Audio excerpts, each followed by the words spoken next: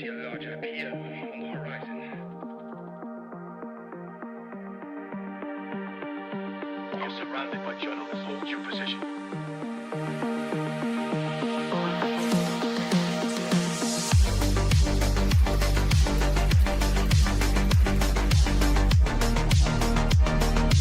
Overnight success. The Glazinator 3000.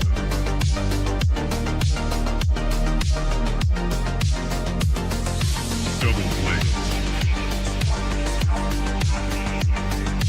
Right.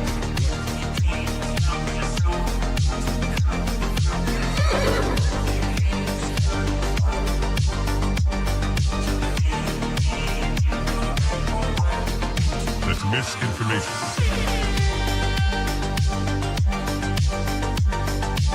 Marking clearing order inbound.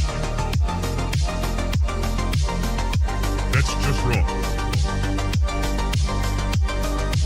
We are surrounded by journalists. Hold your position. Come, get up.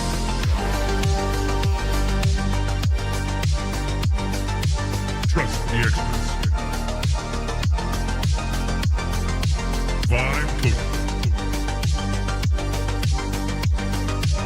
We are experts. Founder mode. 5 code. I see multiple journalists on the horizon. Stand by. Experts. UAV online. Glaze. Double glaze. Triple glaze. Double kill. 5 code.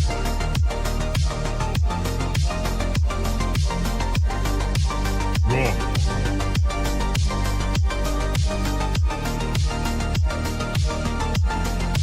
Pump is up.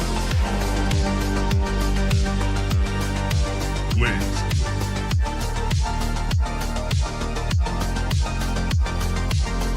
Team deathmatch.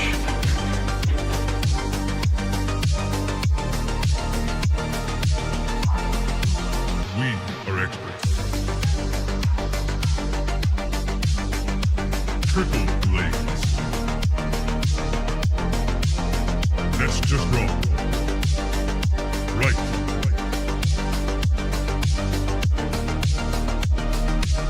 Marking clearing order inbound.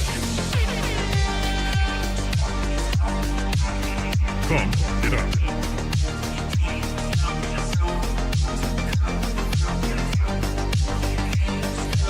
We are surrounded by journalists. Hold your position.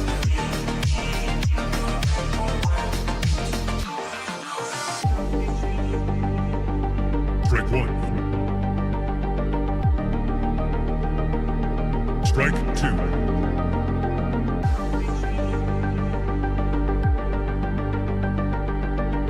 Activate Golden Retriever mode.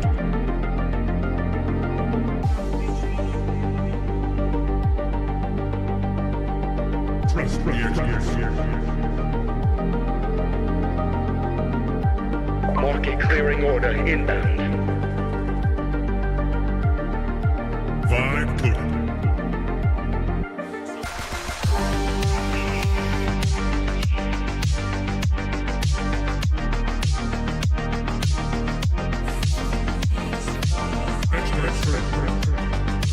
I see multiple journalists on the horizon. Stand by. Founder mode. Naughty. You're watching TBPN. Today's Monday, August 3rd, 2026. We are live from the TBPN Ultradome, the Temple of Technology, the Fortress of Finance, the capital of capital. Let me tell you about ramp.com. Time is money. Save both. Easy to use corporate cards, bill pay, accounting, and a whole lot more all in one place. How was your weekend, Jordy? My weekend was good. So my weekend was A little hot here in fantastic. Southern California, but all the more reason to get to the beach, enjoy the nice weather. It's been a good summer. On a boat. That's nice. What more can you ask for? That's nice. We got a great show today. We do. Lots of Unfortunately, fundraising only news. one venture capitalist, and I think that's because it's August. Oh, yeah. You're going to see us probably. really struggling. It's going to be hard find, to get those VCs to get hop on those the VCs podcast. every other month. It's hard. They're happy to jump on same day, Yeah. moment's notice. You know but it's important.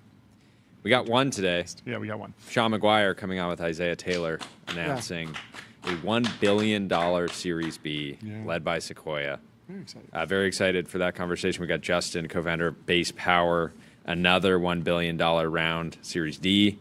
And then we have the founder of the Demon Robot. Yes. That you may have seen last Cypress. week. It's a centaur with horns. Beau Gaston. And we're very excited to talk with Beau and get a sense for what went through his head when he First made question. the robot like that. Can you stop? Can you not? Can we pull up a picture of the robot? There it is. There it is. So this is the First friendly robot that Beau Why? is excited to get into disaster zones to help rescue people. And apparently the horns So- are critical because there are cameras on the end of each horn, and that allows it to see the ground, which couldn't put those cameras anywhere else, I guess. It'll be a lot of fun. And then closing out with Ron over at Ontology. But That'd be fun. let's get into the show. What happened over the weekend? Did anything happen over the weekend, John? There were a couple things. The big debate that I was tracking, sort of outside of tech but tech adjacent, was the cancellation of Hank Green, the YouTube creator. Not quite a cancellation, more just some backlash. Hard to always put a proper sizing on a mob when a mob comes after a creator. But Hank Green, the YouTuber and really media entrepreneur, he's grown a huge business, which we can sort of go into, is getting pilloried on social media over using ChatGPT for research. Very controversial these days. Only 1 billion people do it. But yeah, and it's the #1 app in the App Store. But he's getting a lot of backlash from certain members of his audience. I don't want to characterize the whole audience as being part of this, but it's a very silly There's situation. at least thousands of people. It seems that are like really that. mad about It's always hard to tell. I mean, thousands of people that are liking a post about it. There's like maybe dozens of posts. I don't really know how to put a scale on these things. But Hank Green is definitely going through it, having to sort of apologize or qualify or sort of state that he will adjust things in the future. And it's just sort of interesting to hear how he went through this process, what he says is going to change, and where the backlash is coming from, because there's a lot of misunderstandings about it. So. And what's interesting is that he is a science and education creator, and science and education are potentially the most affected by AI right now. And so it's a real challenge to simultaneously say, I'm going to cover math, I'm going to cover science, but I'm not going to touch AI. That AI stuff's bad because, as we also saw over the weekend, AI is making a bunch of advancements on math. We've been seeing this for a while, but the latest version of the story comes from Noam Brown, Polynomial, over at OpenAI. He says an internal version of Astra, OpenAI's next major frontier, next major model family, solved 10 major open problems in mathematics, quantum complexity, and theoretical computer science. The achievements are so extreme at this point that I don't even think it's worth us trying to break them down. Like we did that with the So unit instead, distance problem. Tyler is going to run a 5K here in the Yes. Ultradome I to think do a that's what little we're doing. victory lap for the research team. But not everyone is impressed Get ready, Tyler. with it, because Gary Marcus says, wake me when Astra solves a significant open world problem that doesn't revolve around formal verification. And of course, Daniel Eth says the goalposts are on a completely separate planet. It is a good point. Obviously, AI is doing better in formally verifiable tasks. At the same time, still impressive because there's a lot of things that are useful and verifiable, like did this drug cure your cancer or not? Or did this job get done or not? Like we've been using these recommender systems for lots of things. They're very valuable all over. But it is funny. The debate over is this AGI, is this ASI? Those terms will always be vague. And we dig in. Going back to Hank. Yes. So all he did was admit that he used some sort of AI tool for research. Yes. So I will take you a little bit more through it. First, I'm going to tell you about Shopify. Shopify is the commerce platform that grows with your business and lets you sell in seconds online, in-store, on mobile, on social, on marketplaces, and now with AI agents. They got AI on Shopify. So if you're selling something, you're using AI. So Hank Green, he's an OG YouTuber. He joined YouTube in 2007. I think less than 2 years after the platform actually launched, and he grew. He got a lot of views, but he also built a huge audience and created a real media company around it. So he has Vlog Brothers, like a vlog channel. Then he has Crash Course, which is a really, really huge educational channel.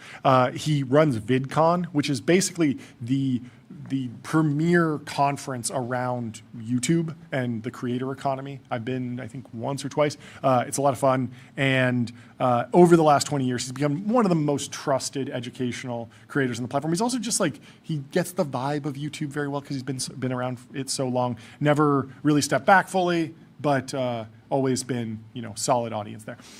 So last Wednesday, he published an episode of a show called Ask Hank Anything. And it's an interesting concept for a show. So he brings on a guest, but then instead of just doing the interview, tell me your life story, ask the guest a whole bunch of things, the guest brings questions for him about science or whatever. They have a big, long conversation. And if there's something in the show that he can't answer on the fly or he's not prepped for, he will go do the research and then get the actual answer and then cut that into the final episode. So you'll be watching them hang out. They'll talk about some odd thing. He was talking about this. Have you heard this Kiki and Booba thing? There's like two words that basically there's two shapes. One's like a fluffy cloud. The other's like spiky like star, essentially. And if you ask people generally, which one would you assign the word Kiki to and which one would you assign the word Booba to? People always pick Booba is the cloud and Kiki is the spiky one. And it's like the sound of the word has a shape to it, and this is just something in our language that shows up all over the place. So he's like telling the story of this, like just somebody ran a science experiment. They, put a bunch of people here, they pulled a bunch of people, they put together this result, and this is what happened. And so he needs to compile all of that quickly because you get off the show, you have the rest of your job, but then you have to go answer these questions and have all the information. And of course he uses all sorts of research tools. But he was accused specifically of using ChatGPT to write the script, which is interesting because after the episode went up, manager Jojo posted a clip of him from the episode and accused him of using ChatGPT to write the script. The key line is Hank saying, quote, "I appreciate the pushback." And that's sort of an AI phrase, but that wasn't one of the really trigger AI phrases like "you're absolutely right" or "it's not this, it's that." I appreciate the pushback is something that the AI models say occasionally, but you wouldn't think it would make it into a script. But that's why people jumped on it. They were like, wow, he was so careless that he left in a turn of phrase that was the model talking to him about "I appreciate the pushback." That's not what happens. He's actually responding to the guest pushing back on him and about this concept, and then he answers it. But he was just talking, but it feels out of place because he's talking to the camera at that point, even though in the video he's talking to the guest after the fact. The way it's edited is him direct to camera, so him saying "I appreciate the pushback" to the camera. What is this? Beans? I don't know. But him saying that "I appreciate the pushback" feels a little weird when you just watch it, but it makes sense in the context of the longer video. So the headlines proliferated over the weekend to the tune of Hank Green accidentally reads AI prompt feedback left in his script. Hank has to deny this, but he goes on to admit that he does use ChatGPT for research. Dun, dun, dun. This did not land well. People don't like the idea of him using ChatGPT to research. And clearly, it's just a small subset of his audience that actually takes the time to flame online about AI usage. But there's still dozens of posts, maybe hundreds of posts about how AI cannot be used for research because it hallucinates or it removes some key human element of the process of learning, something like that. It's very odd for anyone who's used modern models because there's a lot that AI can't do well. yet, but pulling a bunch of links and quotes together from across the internet is something Pretty that they're good. pretty good at. And it's definitely reliable for that. And so Hank clarified, the script was not written by AI. He was just going on ChatGPT and saying like, hey, where did this original research come from? Pull up the paper, download the PDF, crunch it all together for me, pull some quotes from it, change this into a different format. I want it in this units instead of that units, those types of questions.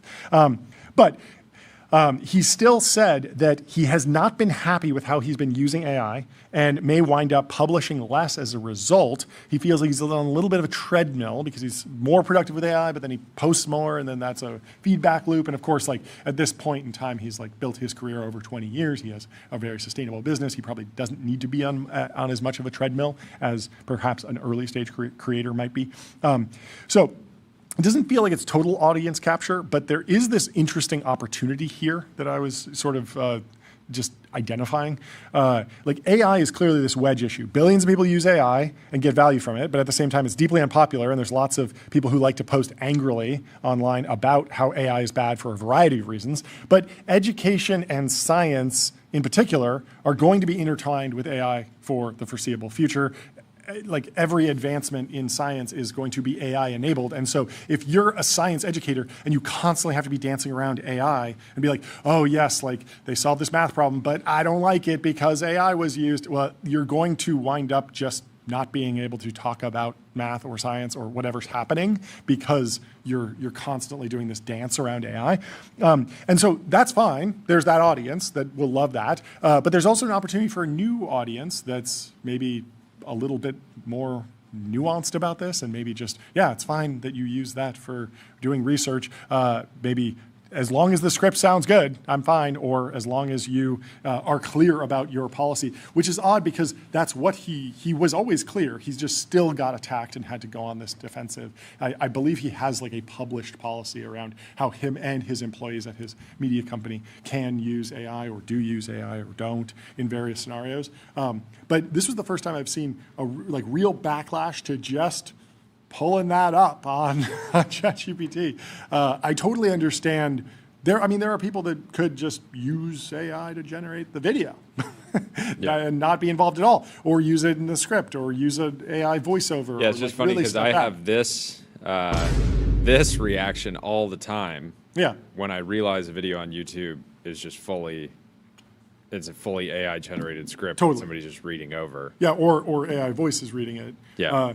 Yeah. It sort of just depends. At the end of the day, it's just like, is the content quality, is the insight valuable? And what I would go to Hank for would be, he does a bunch of research across a whole bunch of tools, Google, ChatGPT, whatever he uses, read a book, read papers, watch documentaries, listen to podcasts about a topic, and then tell me what Hank thinks is interesting about that. The filtering process and the taste is what. Back in your day growing up, Yeah. did teachers ever say, I really don't want you using Google for the homework? No. There was never pushback against Because Google didn't exist? There was pushback against Wikipedia. It was like, oh, Wikipedia Yeah, is that's it. unreliable. That's it. Anyone can edit Wikipedia, so don't use Yeah. Wikipedia as a source. Which really just means Well, that go was to fair. Wikipedia, Go to the original. And it's source. kind of the same thing with ChatGPT. It's like, don't like go to the source that ChatGPT links you, and if that's a paper and it's academic and it's hosted on the right thing and it has the right provenance, then it's okay to use. I don't know. It'll be interesting to see how this all fares. There's a lot of backlash, but it was sort of like a lot of people in tech, I think, were getting like sort of whiplash from watching all of these arguments pile up. Someone put together a cool chart here of the good arguments and the bad arguments from the pro-AI crowd and the anti-AI crowd. So an example of a good argument around this from the pro-AI crowd would be AI is a powerful and capable tool. And then like a bad argument from the anti-AI crowd would be AI is useless in research / in general. But there were bad arguments that were put forth by pro-AI people. Something like you use data centers, like Hank uses data centers. And it's like, yes, YouTube is hosted on a data center. Yeah, so are you to write this comment? Yes, but that's not the actual like data center that's required to host an online comment is wildly different than a massive Gen AI system, like cooking tons of tokens and actually setting the GPUs on fire, right? And then a good argument, the best argument from the anti-AI crowd said that AI usage in science communication reduces trust at least a little. Which is interesting. I mean, yeah, you do have to check these things, and we do see tons of examples of people actually leaking, AI phrases and weird AI. Like hallucinations into scientific research. There was that example of, there was some PDF that was scanned and there was a word in one column and a word in another column that got bled together when the document was imported, and then a whole bunch of scientific research started referencing this phrase that doesn't exist and just came from basically a hallucination or like a quirk of the optical character recognition. So anyway, they canceled my goat for using LLMs to search papers that he would need to read to make his videos. They want him to use Google search like a caveman in big 2026. That about the crazy thing is can you even turn off AI mode in Google now? I think you can. I think you can. You could use DuckDuckGo. I don't think that has AI yet. We'll see. Anyway, Jeremiah Johnson says, I'm fascinated by Duck. Wait, is it really? By Duck. No. Wait, you're serious? Yeah, go to duck.ai.com. Or no, just duck.ai. I like that. That's a good name. Duck AI, there you go. They're using GPT 5.4 Nano. There we go. Okay. So unavoidable. Wow, yeah. The market has spoken, I suppose. Yeah, what do people do? I imagine you can turn off AI mode somewhere in the settings. Or at least you could, get some sort of Chrome plugin that deletes that, like an ad blocker, if you really, really cared. But it seems like a lot of work at this point. Anyway, this was interesting. Ryan Lowe over on X is sharing a heartbreaking essay by a mathematician last week for this most recent news drop. So this was before Noam Brown showed the recent breakthroughs by Astra. Said, there's nothing I can do. There may be nothing you can do. I have no prescriptions, policy recommendations, or coherent call to action. I just want to be honest and open about my emotional and spiritual response. I want to feel seen. I want folks like me to feel seen. I need the architects of our new mathematical paradigm to look me in the eyes and acknowledge our shared humanity and soul before they deliver the coup de grace. I need most of all for us to understand what we are really doing. The Dark Night of Mathematics, Kerwin Hampshire, mathematician researcher from the University of Auckland, who recently authored the viral essay, studied mathematics. Interesting. It feels like I would be surprised if mathematical education goes away. It feels like a lot of these problems should be interesting to apply, but I understand that's a completely different discipline.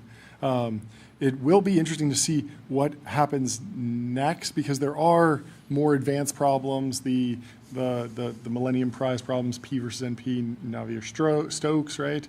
There are a number of problems that are still unsolved. What happens when they're all solved? Do we create new problems? Where do we go from there? Do we start applying them in different ways? What do you think, Tyler? Yeah, I mean, obviously, Got any advice for mathematicians? I think so. So in this article, he says mathematicians are paid to solve 21-year-old theorems. podcaster has advice for Why not? mathematicians. Exactly.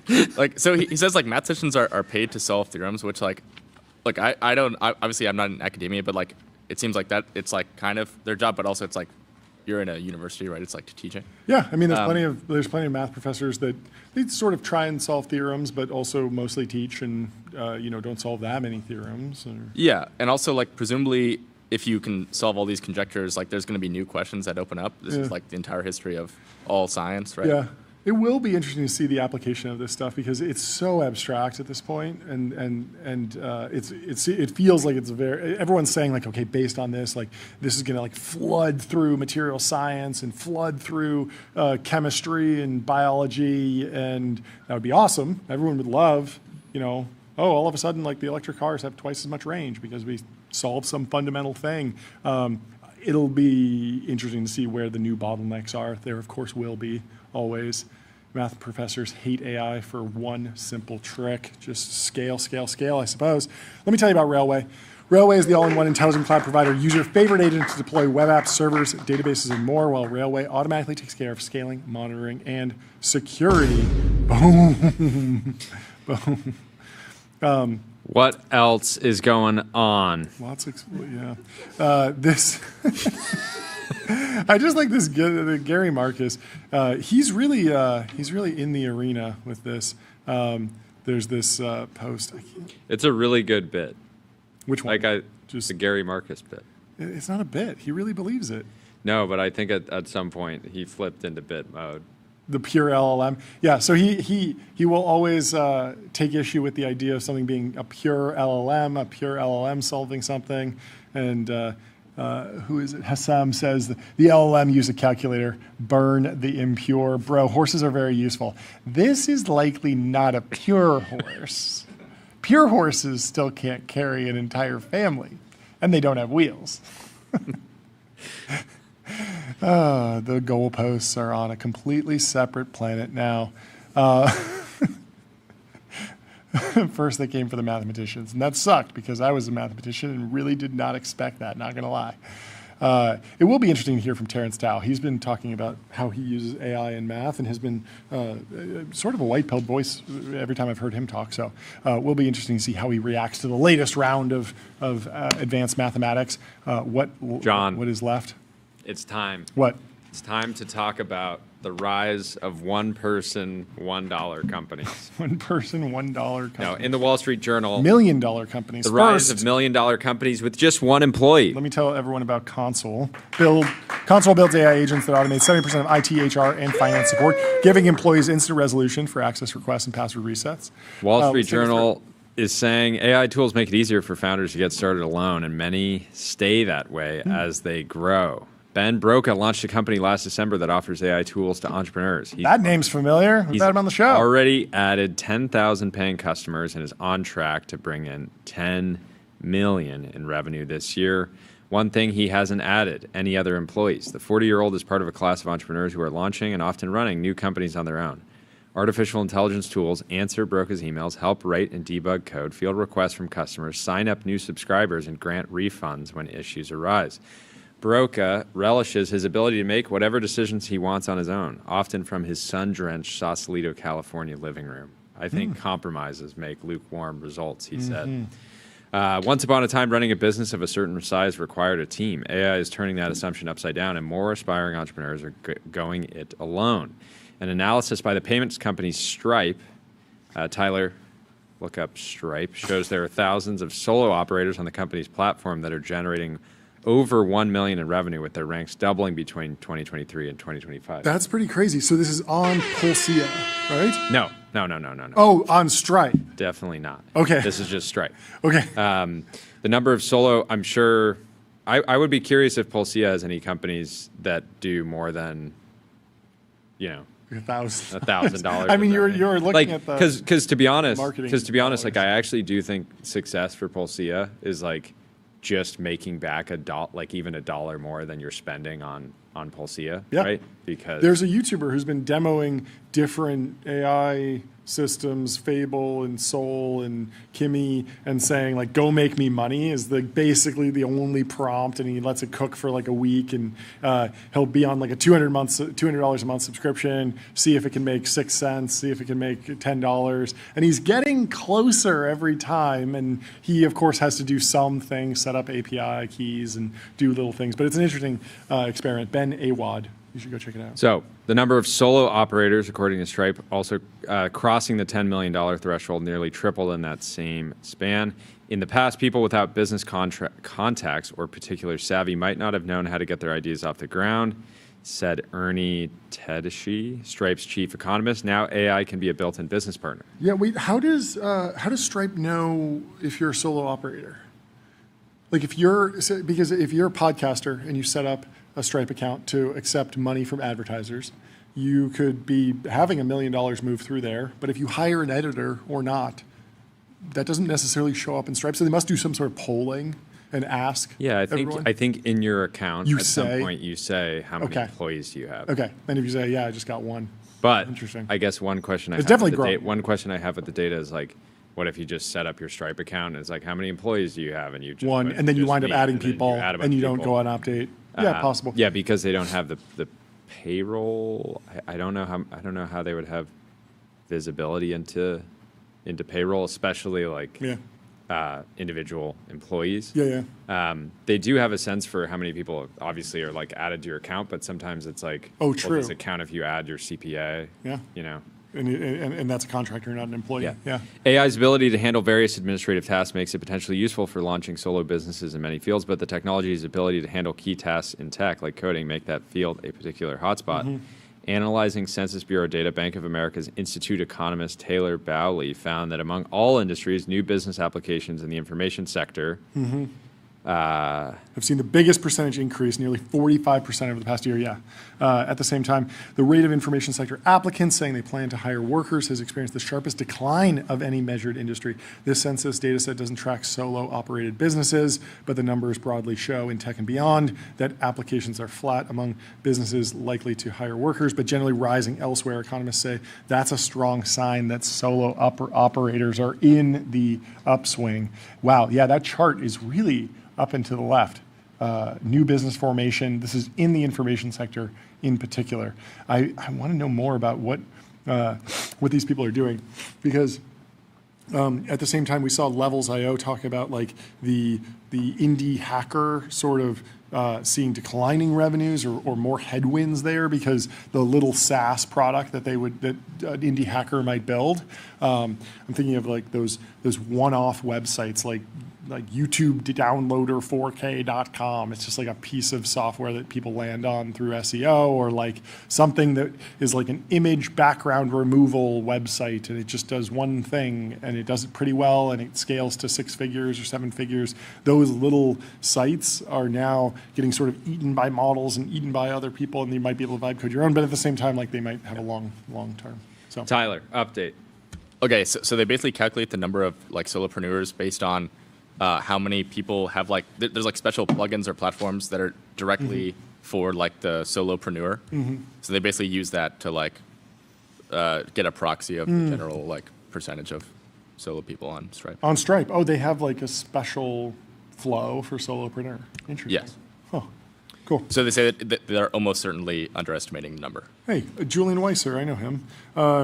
Says the bar for getting started has never been lower, said Julian Weiser, who runs a San Francisco-based accelerator for solo founders working in tech. The accelerator, which offers founders seed money and mentorship in exchange for an equity stake, attracted 4,500 applicants for 10 slots made available in its most recent cycle, nearly 5 times the number it drew when it launched last May. Now, he's been growing this a lot, but that is staggering. A lot of people want to be solopreneurs. Going it alone with AI can still be surprisingly expensive. Broca said he was losing money on many customers' accounts while paying to access Anthropic's Claude to run his clients' requests. That AI company, as well as others charged based on usage. He has since switched to free open source models from China. Broca says he has raised $30 million from investors and at the same time has saved millions in salary since he hasn't needed a team of software engineers. Another risk, if it's easy for one entrepreneur to launch an AI-assisted business, copying them can be easy too. This creates anxiety for founders like Troy Johnston, who runs an AI-assisted business alone in Orlando, Florida. Everybody has the sword and we all have the ability to unsheath Excalibur now. Johnston, what a great quote for the journal. I love it. He's 40. He used AI to code an app that helps people get the most out of credit card benefits. It's interesting. Pick which card you want to use because you might have multiple cards, one that's good for dining, and you build an app for that. There's been a few apps that do that. The Points guy had a whole blog around it, a whole media company around it, still does, but interesting to sort of like, go and actually vibe code that. A lot of these things, it's like you could probably just use the models themselves for this. Just have a thread that says, hey, these are the cards I have. Go pull all of the data. When I'm about to buy something, let me know. But at the same time, there might be some value for something new with a deeper integration somewhere. The company makes around $3,000 a month in profit with no employees and continuing to grow. What a run for Troy Johnston. Great. story. who loves King Arthur related metaphors for business. What one-person businesses will mean for the labor market remains to be seen. Polling has shown that Americans are worried that AI will replace jobs, and top economists are wrestling with that possibility too. But AI is also creating lots of new jobs, and the go-it-alone entrepreneurs show the technology can both open doors and limit employment opportunities. If everyone's hiring less, but you get four times more firms, what does that do to headcount? Said Rembrandt Koning, an associate professor at Harvard Business School who studies entrepreneurship. He co-authored a recent study that found that among 50,000 startups the researchers examined, those focused on AI tended to operate with 25% fewer employees. It's interesting because haven't we seen that the ramp data that said that AI adopting companies were hiring faster, but maybe they still operate lower operational headcount, but hiring faster because of hiring growth? There's like 3 different factors that are going on here, sort of mixing all together. Koning, the professor, also believes a soft hiring environment that has left some people mired in long job searches has encouraged more to try their hand at launching businesses. That makes sense. Some founders cite different motives. It's a perfect storm of post-pandemic burnout and a reevaluation of one's priorities, and also booming AI and a sense of what's possible, said Samir Ahmad, 39, who lives in Brenningsville, PA. 2 years ago, Ahmad decided to leave the corporate job he had worked at Verizon for almost 2 decades to start a solo coaching and consulting business. He had been seeing social media posts touting the ease and virtues of AI, which he used to chart a business plan and help with marketing. It was like my chief of staff, a second in command. The business ultimately petered out within months, though, and Ahmad is back to full-time corporate role with a utility company. For Claire Vo, 41, AI helped turn her passing impulse into a business. She was working full-time as a tech executive when she tapped AI in late 2023 to help code an app that would help manage documentation and design for new products with customers ranging from financial services to healthcare firms. I was copying and pasting from ChatGPT, said Vo, who lives in San Francisco. She put her app online for $1 a month. Wow, that is cheap. And within weeks, I thought we didn't know how to make apps that cheap anymore. Yeah. I mean, it is a subscription, at least, not one time. But she put it online for $1 a month, and within weeks, people downloaded it thousands of times. Nearly 3 years later, Vo's company, which she ran solo for 9 months before hiring an engineer, now has 100,000 users and is on track to make 7 figures in profit this year. Wow. That's remarkable at $1 a month. That's crazy. AI handles the company's marketing, sales, and customer support. While AI is a shortcut, Vo said her network and credibility in the industry were key. I think people over-index on how easy AI is and under-index on how much I did to get to this point, she said. Yeah. She's still... Yeah, I just want to see... I want to see 5 companies that make more money from their business than they give Pulsia every month. Yes. So Pulsia has some public dashboards for how much people are spending or something like that? Yeah, what they is going on have with that? a public dashboard. Let's see if I can find that again. While you're doing that, let me tell you about Cisco. Critical infrastructure for the AI era unlocks seamless real-time experiences and new value with Cisco. And if Jordy's continuing to look, I'll also tell you about Public. Investing for those that take it seriously. They got stocks, options, bonds, crypto, treasuries, and more with great customer service. Trying to find the dashboard. I was looking at the dashboard that was showing. Okay.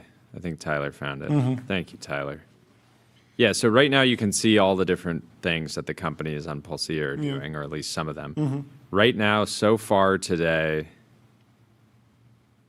companies on Pulsia have spent $373. Is that today? On ads. Today. Yeah. Oh, it's still morning. So it's still morning, so we're pacing. Okay. We're only about, I don't know what time zone this is in. But yeah, the big question is like, is any of this stuff actually working, or is it more like kind of a video game effectively? Yeah.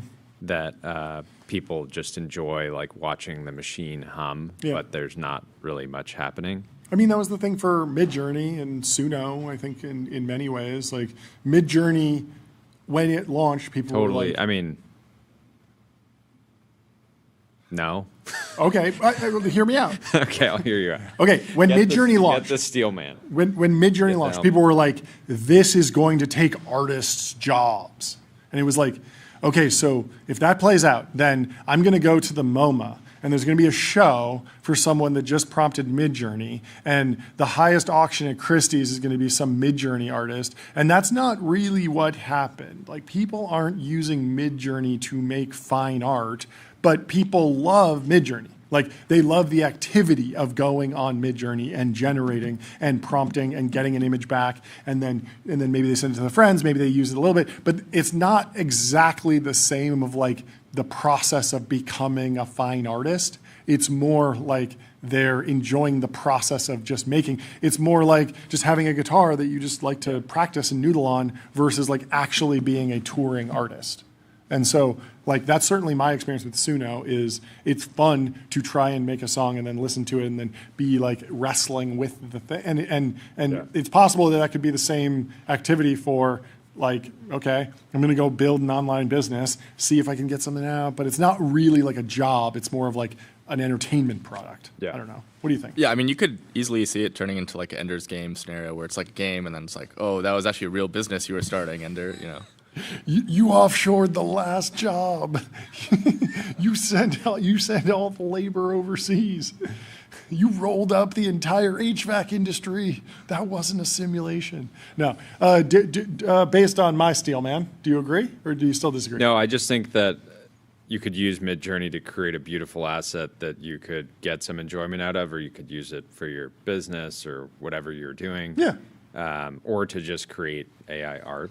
Yeah. And you could use Suno. Suno is just like deeply entertaining. You go on there, and in Exactly. 5 seconds, you make a real Yes. song Yeah. that sounds like it was recorded in a real studio. Yeah. And there might be something to like, okay, it is fun to go and build a SaaS product. Like, it is fun to go like the game. Yeah. It's a game, right? I don't know, Tyler. Okay, just on your example earlier of like the MoMA artists, like Yeah. that's like the insane long tail of artists. Yeah.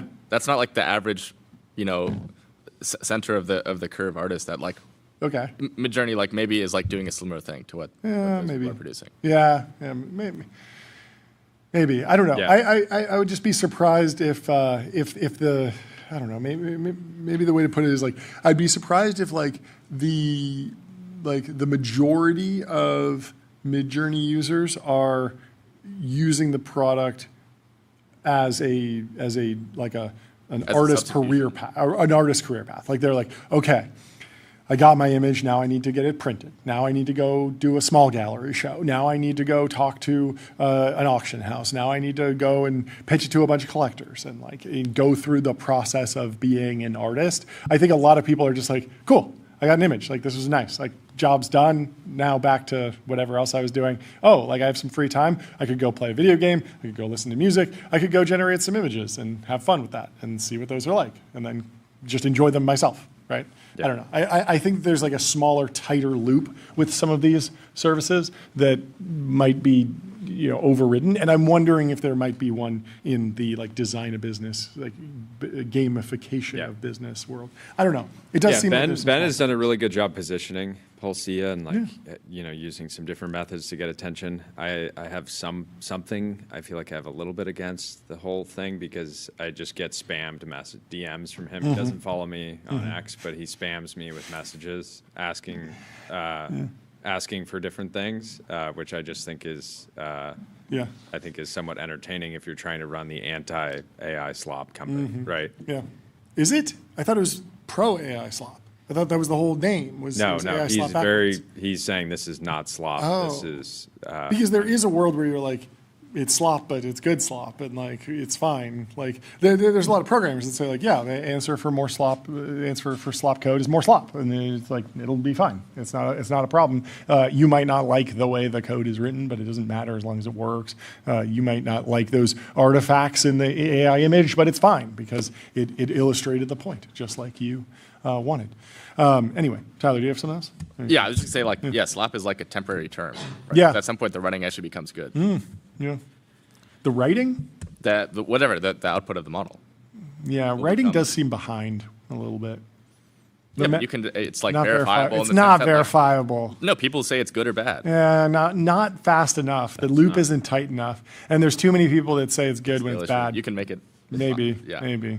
It did get a lot better. Still, recently. once a week, It got a lot better. someone prominent posts fully AI-generated content. Yeah, and what just- was happening with the cash? Like, No, it just happens. It happens once a week. It's just an iron law of once a week. Someone really, really talented and smart posts something that is just entirely AI. maybe we gotta rip it. We gotta try it just to feel something. Because maybe it's like a forbidden fruit, like the full just like go and prompt, like write me a blog post, thought leadership about business.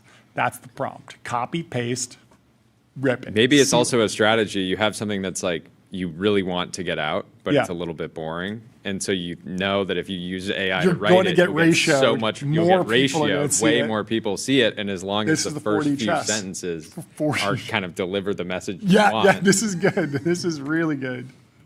Yeah, I think we got to do it. We'll test it on Tyler's account first, though. Joe Weisenthal Yeah, let's do it. says, Joe I love all the Weisenthal. AI people who are like, nobody's prepared for what's coming. It's like, maybe just speak for yourself. Joe's ready. Joe's ready. No, it is very funny that there's this whole meme of like no one knows what's coming. It's not priced in. It's like all anyone talks about ever. It's on the front page of the Wall Street Journal every day.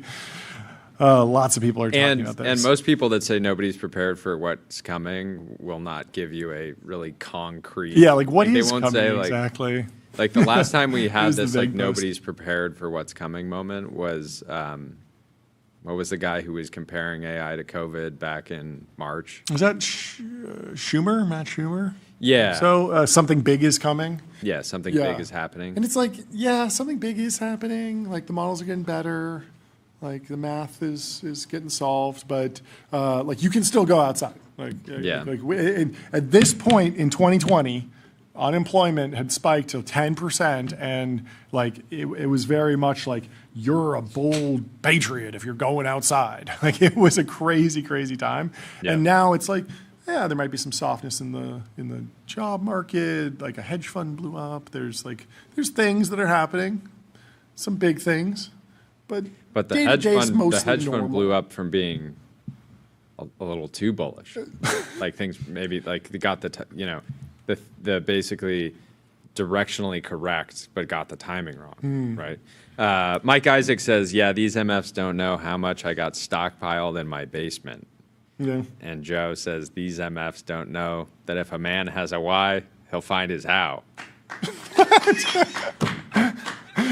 Well very said. good. Yeah. Well said. Yeah, Buco Capital was having fun with Kevin Roos over at formerly New York Times, now Hard Fork Independent. I don't know. Did they take the IP? Are they still using doubt Hard it. Fork outside of NYT? I don't know.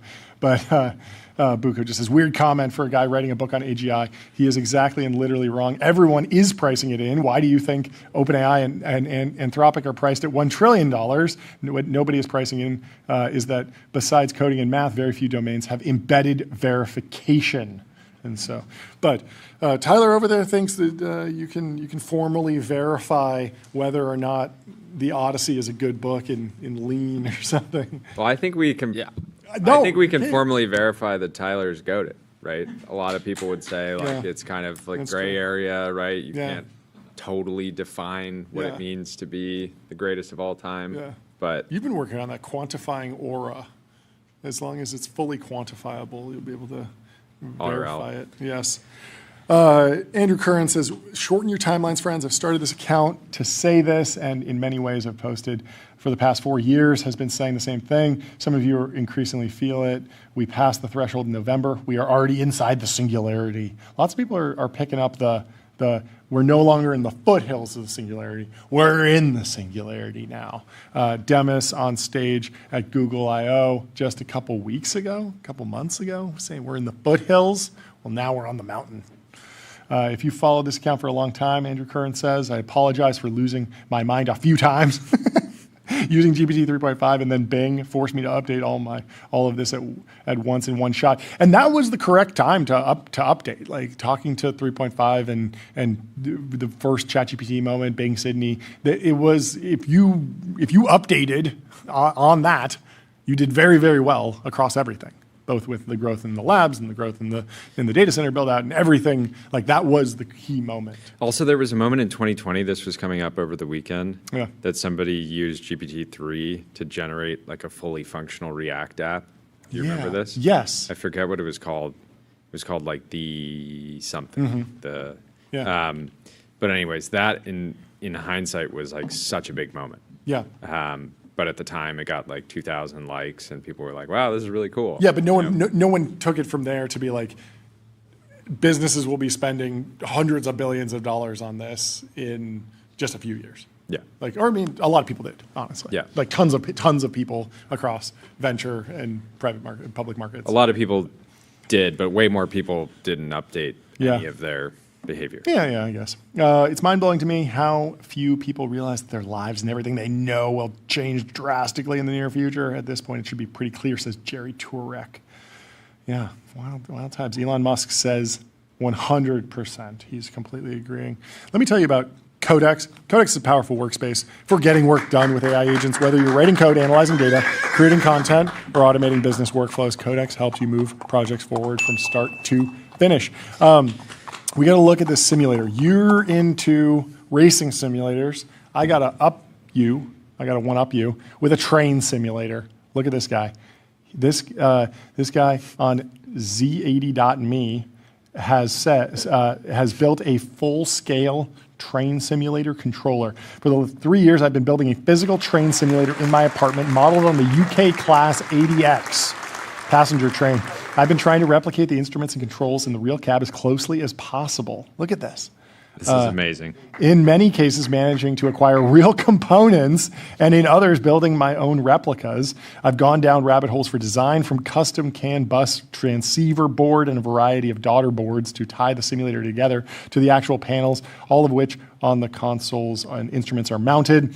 I usually wait until I complete a component or step before I write a blog post, but over the last half year, I've instead made forward progress on several disparate aspects of the project. Therefore, this blog post will update as a status update on many of those aspects. I'm feeling the acceleration, John. This is such a cool DIY project. Imagine just sitting there driving train in the train simulator. So one thing I'm not seeing is any type of visuals. So is he... Like you mean the software that's driving the yeah, the train to simulator? me, he only cares about the tactile experience of pushing the buttons, right? Like he's optimizing for actually feeling like he's in the in the train. But no, there is a screen, and that screen is running a game that simulates a train. And the Okay, name of that okay. game, Train Simulator. You can get it at train-simulator.com. It's also on Steam. Yes, Train Simulator Classic is, I believe, the one that he's playing. Yeah, he's playing the full Train Simulator. AWS Sunflower? I don't know. Anyway, funny story. Balaji is moving to Kazakhstan. This is huge for the Borat community. Absolutely huge for the Borat community. He says, posted a video "This that is Kazakhstan." Let's see. This is a beautiful video.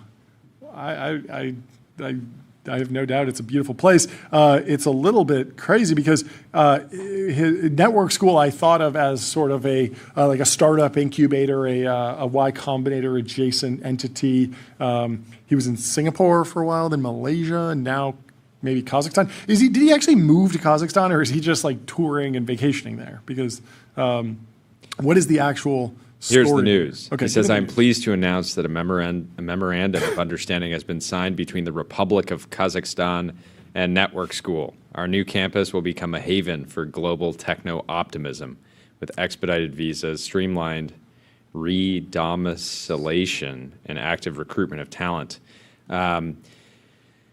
Excited for Balaji, excited for Kazakhstan, excited for Network School. Balaji is very smart and very entertaining, and I've enjoyed having him on the show. I do think it is very funny to be trying to recreate the incredible techno-optimism that many different sub-communities already have in the United States. Yeah. Where he effectively had all of his success at Coinbase and Yeah. Andreessen Horowitz and I'm sure many other businesses. And I think it is, this whole chapter is deeply entertaining to me, the Kazakhstan chapter. It's such a funny place. King in the castle, I love it. So quick tip for anyone who's planning to do sort of like the bi-coastal thing, San Francisco, Kazakhstan. You're in for like a 30-hour trip because there are no nonstop flights, I think. You have to connect in Istanbul, Frankfurt, Seoul, Doha, or Dubai. You're looking at 25 to 35 hours, depending on the layover. That is really, really far. The Miami thing was a tough pitch because, so much activity is happening in New York, so much activity is happening in San Francisco. And it was still hard to get people to relocate, like great engineers. They come out the No, I mean, this is just truly full send. the toughest possible sell. I think he's trying to, Weed out the weak. I think in some ways he's been so successful that he wants a challenge that to him feels almost impossible, which is to convince the best and brightest from all over the world to move to Kazakhstan. It's I know so many, I mean, some major selection bias here, but I know a bunch of bright people that are not U.S. residents, and they would do anything to be able to be In Kazakhstan? not quite. Maybe now.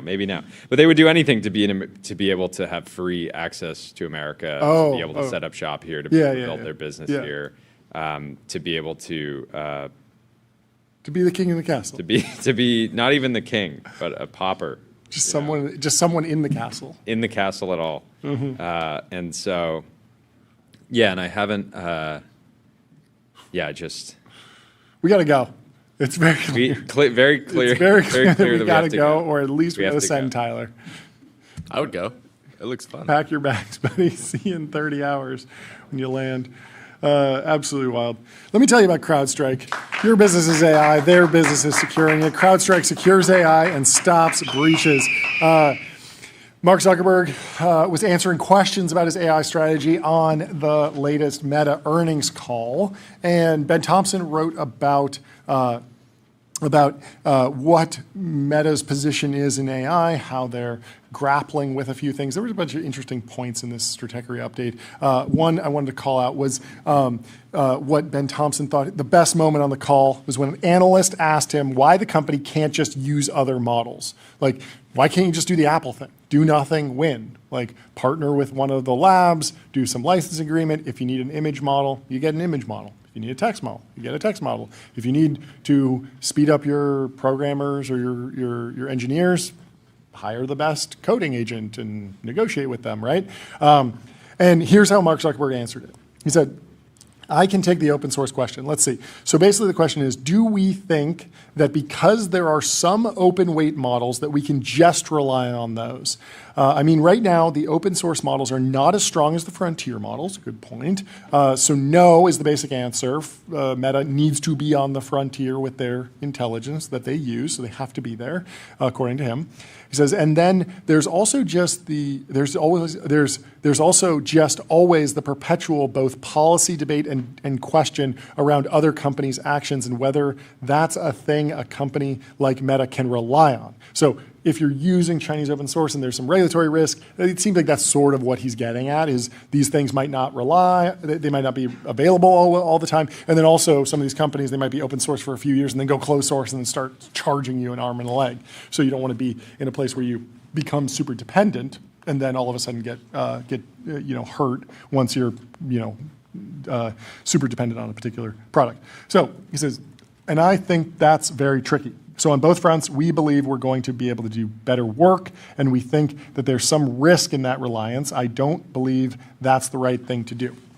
So that felt like not a great answer to me in the sense that the Apple approach seems to be working so well. We'll talk to John Gruber about that in a few minutes. But then he goes on to explain some of the history of Meta, and it's very, very interesting. He says, I think that we're a company that if you look at Meta from, take a step back on this, a lot of people view the surface layer of we build some social media apps and we have an ad business.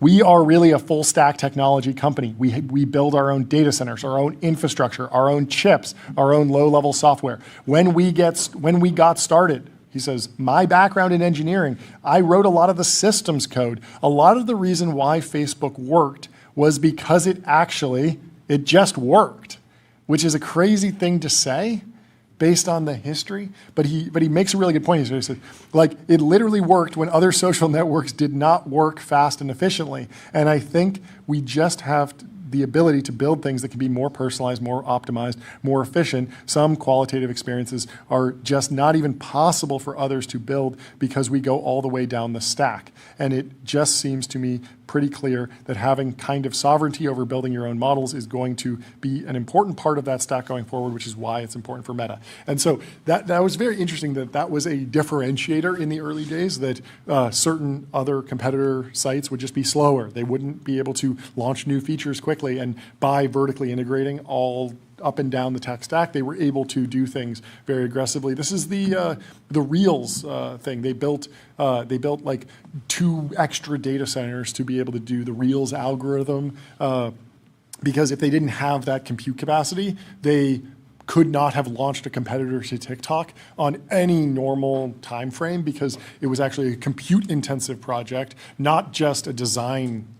People see, oh, they just put a new button there and there's some videos. But it's like behind those videos is a massive recommender system that is very computationally intensive and stores a lot of data. And you can't just spin that up for 3 billion users or however many billions of users they have on a dime if you don't have the infrastructure, if you're not actually vertically integrated. So there's a whole bunch of other things where, in terms of personalization, understanding the user, delivering a really first-class experience, they sort of do need to bring it in-house, but investors are very upset about this. They're not very happy because Ben Thompson calls it the financial tail wagging the dog, and says that they have to sort of double spend right now. He makes a good point about this. They're double paying. The company right now is basically double paying for infrastructure without a clear path to monetization.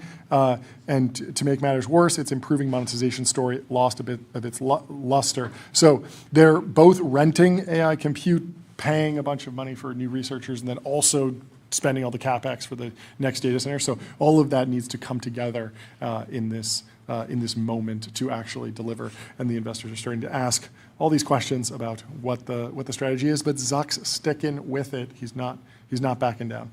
But we will see. Yeah, tough position to be in when capital markets don't have a ton of faith, and you just see that in the stock price, the company broadly, right? There's a lot of infighting, frustration around just how MSL is treated versus the rest of the company, which is paying for MSL.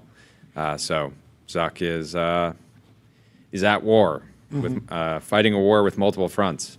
It is. It's a big war. Well, He'll get through it, though. We'll dig into it more. I still think this Pierre Richelson tweet is so funny. Shower thought, why is no one doing outbound for pizza? Hey, this is Gigi from Gigi's Pizza calling. You ordered last week.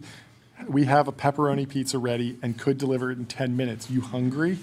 Hilarious concept. Would be extremely annoying to have every possible low tier business that you do that you've bought anything from with spamming you. I mean, they basically do this with email awareness, like, hey, there's a Super Bowl coming. Like, do you want to place an order? What if we made a law that said that restaurants could only call between 5:30 and 6 p.m. When you're hungry? And so you knew you'd be getting calls coming in, and you could kind of play them off each other. You get a pizza offer. You're like, look, I'm kind of interested in pizza, but I have an open conversation with the taqueria, and I need to wait to understand like what they can offer tonight. And I'll let you know. Yeah. Taqueria calls. They go 4 steak tacos, side of rice. You in? Yeah. And and then you get a price, you get a bid, you go back to the pizza, you Yeah. kind of play them off of each other a little bit, and then you go with Yeah. with what you're really feeling at the end of the day. Do you know what it's called on Wall Street when you have multiple parties negotiating to sell a block of stock or debt or something like that, and you want to bring them all in really quickly? Let's say you're negotiating with Tyler, and I have extra information. I might have a buyer, and I want to jump in. Do you know what that's called? Barging your line.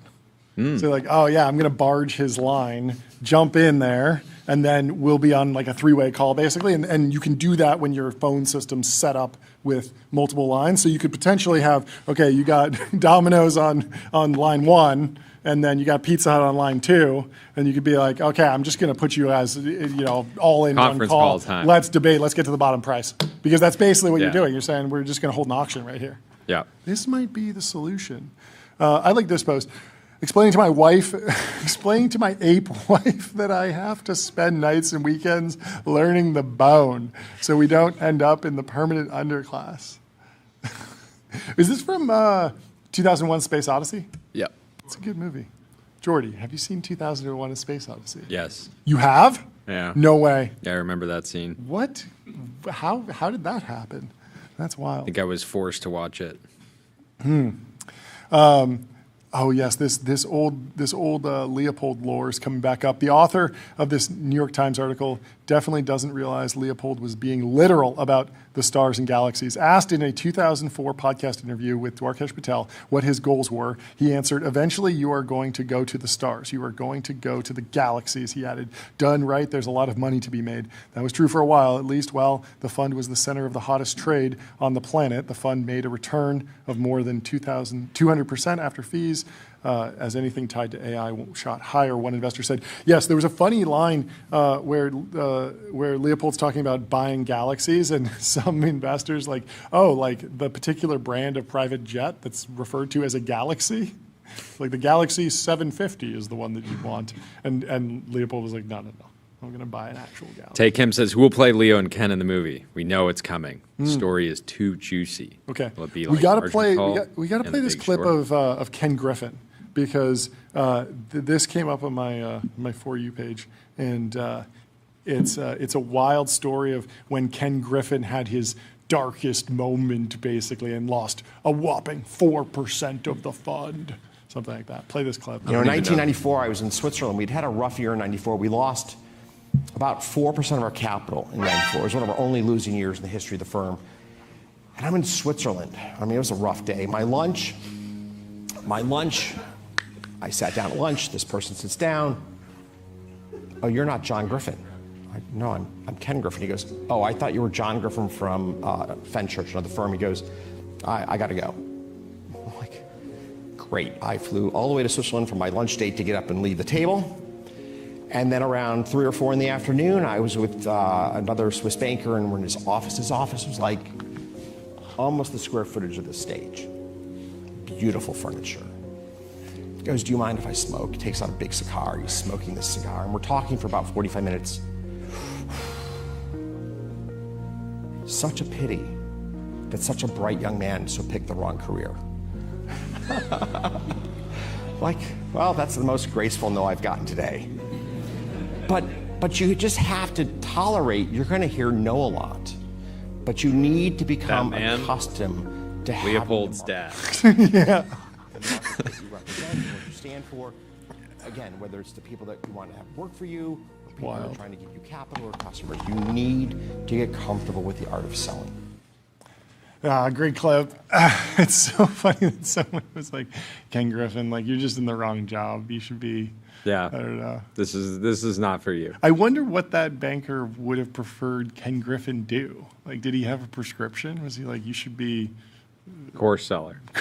a hustler? I don't know, skier or something. Anyway, fun little trip down memory lane. We have John Gruber from Daring Fireball in the waiting room. Let's bring him in to the TBPN Ultra Dome for the second time. Welcome back to the show, John. How are you doing? Good. How are you guys? We're Great to see good. you. How's your summer been? Yeah, Hot. hot. Has the has the tech news been overwhelming or underwhelming? this summer compared to previous summers? Oh, I'd say much busier. I Much wouldn't say busier? overwhelming, but definitely busier. It feels like I don't know. I mean, at least there's like the traditional news, which is like a company does a thing, there's a process, something launches. That has felt very light recently. But then there is like the meta drama of like situational awareness blowing up, and that stuff has been really, really crazy. Like the Hugging Face hack and like Mythos and all these different stories that are sort of like not planned in the same way of like there's a release cycle. We all got to talk about the thing that's like goes through the PR turn, you know? Yes, I don't think that there was a marketing schedule for when they're going to have our AI broke out of a sandbox and attacked a major partner of ours during a testing run. Well, it just depends if you believe in like the Truman Show thesis. So the simulation theory was like, now have the hedge fund explode. That will be the entertaining thing. Well, the funny thing is there actually was people that were making the allegation that the hack was just marketing. Yeah, I think they don't mind, right? Like I don't think there's a conspiracy in that it was fake or deliberate, but I do think there's a strong sense of, oh no, you mean that the news cycle for the next 24 hours is going to be about how scarily effective and intelligent our model is? I do think that there is a laughing all the way to the bank aspect of it, even though it wasn't deliberate. Yeah. Sure. Yeah, sure, or like sure. a parent watching their kid and like plays sports and like the kid runs up like, a bunch of points on the other team and the coach has to talk to the parent and say like, hey, look, like your son is very good, but like he's got to pass the ball a bit more it's not really that sportsmanlike to, run up the score that crazy. He should focus on, Teamwork. Yeah. I heard, while we're on conspiracy theories, I heard a funny one that the person that's the most happy about situational awareness blowing up is potentially Apple, because they've been under all this pressure from memory. Situational awareness was, of course, very long memory. There's a flywheel there where the stock goes up, the memory gets more expensive. Now, I feel like the real take here is that, in fact, pumping up memory stocks is the best way to lower the price of memory because they will all fund CapEx and that will ultimately make Apple devices cheaper. But how do you think about the pressure that Apple's been under around component pricing, supply chain pricing, getting caught flat-footed versus just reacting to what's happening in the world? It is extraordinary, and I really do think that to go the other way, I think Tim Cook's public remarks on it as being a once-in-a-100-year flood situation, and that he's been looking at this market his entire career, and there is no comparison point. Yeah.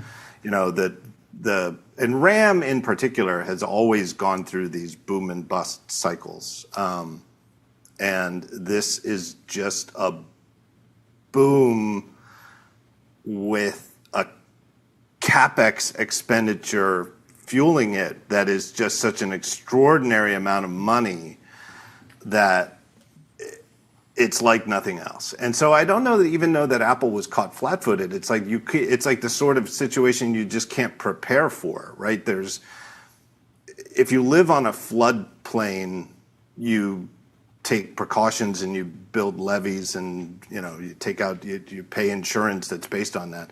If you don't live anywhere where there's ever been a flood before, you don't pay exorbitant amounts of money for flood insurance. You don't build levees. And if something happens where you still experience a flood, well, then it's a catastrophe. And catastrophe is a strong word, but Apple having to go through, I guess it was just a month ago, but it feels like, just speaking to how the summer is going, it feels like a while ago.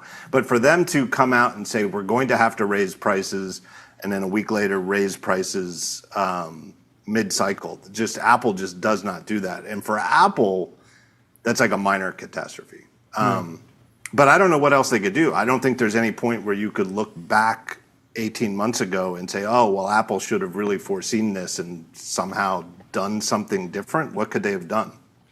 How much do you see the leasing program as a direct response to higher prices? Do you think the leasing program is something that was rolled out because the prices were raised so abruptly? Or is this something that they've always been sort of moving towards? This program was probably in the works 3 years ago, and Apple works on a long time cycle. And so this is just the natural arc of things, because they've had a refresh program where you could effectively subscribe for a pre-memory price spike, right? Yeah. Yeah, they had the old iPhone upgrade program. Yeah.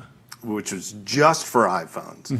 And I think they've seen it as a success. And so I think this was sort of a natural 2.0 way of and it's I mean, they're the ones who discontinued the old iPhone upgrade program the day that the new Apple upgrade program for all of their major products come out. I mean, you can even get I think you can even get AirPods on Apple upgrade. It's not just for, I don't know. I think so. But certainly all the Macs, all the iPads. So I think this was in the works. And I do think that they've been, I mean, the whole consumer market is moving towards, there's a lot of competition in paying over time. It's, and for a while, I think that it was sort of at the consumer level just locked into credit cards. You get a credit card, you buy something, and you pay the credit card company over time. And I think a lot of people just looked at that and thought, we're leaving money on the table because they're buying our products. It's not just Apple, but everybody is looking at that and thinking, well, this is crazy. They're charging these consumers 13 or 14% APR. Well, how do we get involved in that? And Apple specifically, they have the Apple Card, which is, I don't know, 9 years old. I mean, it's been a while. And they've had a program through that where if you buy an iPhone, you get 24 months of zero interest. I think the big change, though, it's all clearly about the fact that for so many people, I don't even want to pass judgment on them, but I think for some of them, they are mathematically disinclined to be able to extrapolate a monthly payment by the terms they're agreeing to and realize this is what you're going to pay over time. Sure. They just look at the monthly payment and they say, I can pay that. And they look at the lump sum payment of $1,200 for the iPhone they want. They say, I can't pay that. Yeah. But if I agree to this, I can get a new iPhone. I can walk out of the store with an iPhone 15 minutes from now. And so I think Apple just looked at that and thought, well, how can we offer something that's attractive? And the lease, I think the big difference with the lease is clearly that the monthly payment is even lower, than the buy over time of the old iPhone upgrade program. But in either case, it is good for the consumer. And I know some really smart people who are like, I'm doing this, because there's no interest on it. And if you do get a new iPhone every year, it is just an easy way you don't really lose anything. You're not paying any interest penalty, and you just have an easy system, and they mail you the box to send the old one back in every year. So I think it's just a way for Apple to sort of kneecap the number of people who were buying their iPhones with credit cards and paying interest penalties over time. So I think it's better for everybody. It feels like I could bundle the leasing program, the MacBook Neo, into a Apple is going down market strategy. Do you think there are other plays that they will make to sort of calcify that strategy or really deliver on it? Or is this sort of you think it's a pretty mature strategy that they have? I think it is incremental, let's say. These are not major moves. Even the MacBook Neo. I mean, I think the MacBook Neo is one of certainly the most interesting Mac product since the Apple Silicon in 2020. And it is that there were a couple of times where MacBook Airs dropped to $899 or something like that. But that $999 starting point had been the starting point for a base MacBook Air for, I don't know, at least 15 years. And so, when you consider inflation, the price has been coming down, but not down in the way that what's the entry model for an HP laptop or something like that, which is $400. So to drop the entry price, not just by like $100 or $200, but all the way down to $599. I guess it's up to $699 now with the price increases, but still that is significantly lower. And I think they've been doing the same thing. I think on the iPhone side, the switch from selling SE models, iPhone SE that only get updated every 3 or 4 years, to an annual schedule of having whatever the current number is, they stick an E at the end, 16E, 17E, there'll be an 18E next year. Those are really low prices for a brand new iPhone that has the latest silicon. I mean, it doesn't have the greatest camera, but so many people do not care about the camera. And that camera on the ePhones, it is fine. It's one camera on the back. It's a 1X camera that you can get 2X optical with the fancy sensor system that they have. It takes great photos. I mean, but it's the same sort of thinking where they're not gonna sell years old products as their, okay, fine, here's our affordable stuff. Here's brand new stuff. It's just less technically advanced silicon wise, but it is brand new, right? The Neo is months old and it's at a record price. So they're incrementally moving it down market, but I think only insofar as they think that there's people with money to spend. Yeah. Jordy? What percentage of the employees and the team over at Apple do you think are excited, truly excited about AI and think that it can make the Apple ecosystem significantly better over time? It feels like to me they're That's a like great very. question. It feels like to me that the whole company is like, like why is this happening to us? instead of saying like, hey, this is this like useful set of tools that can make our software better, that can make our devices more magical to use. It's a good question, and the last thing I would say is like, I don't know anyone who's excited about AI that's saying like, I gotta go work at Apple because they have the best devices in the world. They have billions of users. Biggest opportunity. This is such an amazing opportunity. Like, if I want to work on consumer AI, I have to go work there. Like that's I don't know anyone like that. Yeah, I think that's true. I don't either. But I don't know that it's a problem.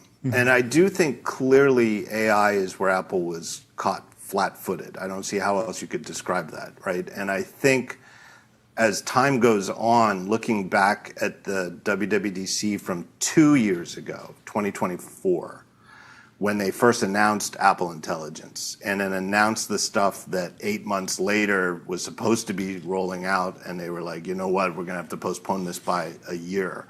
And really, when they postponed it and said it'll be coming in the coming year, this is the coming year, right? And it still isn't really out. It's in the public betas this summer. It's coming out this fall. So they announced something that they were saying was going to come out to consumers, be in people's hands in the first half of 2025, and it's coming out at the end of 2026. And in this market, in the AI market, that is a big miss time-wise. Yeah. Now, 10 years from now, will people look back at this and say, wow, that was a huge gap of time? Probably not.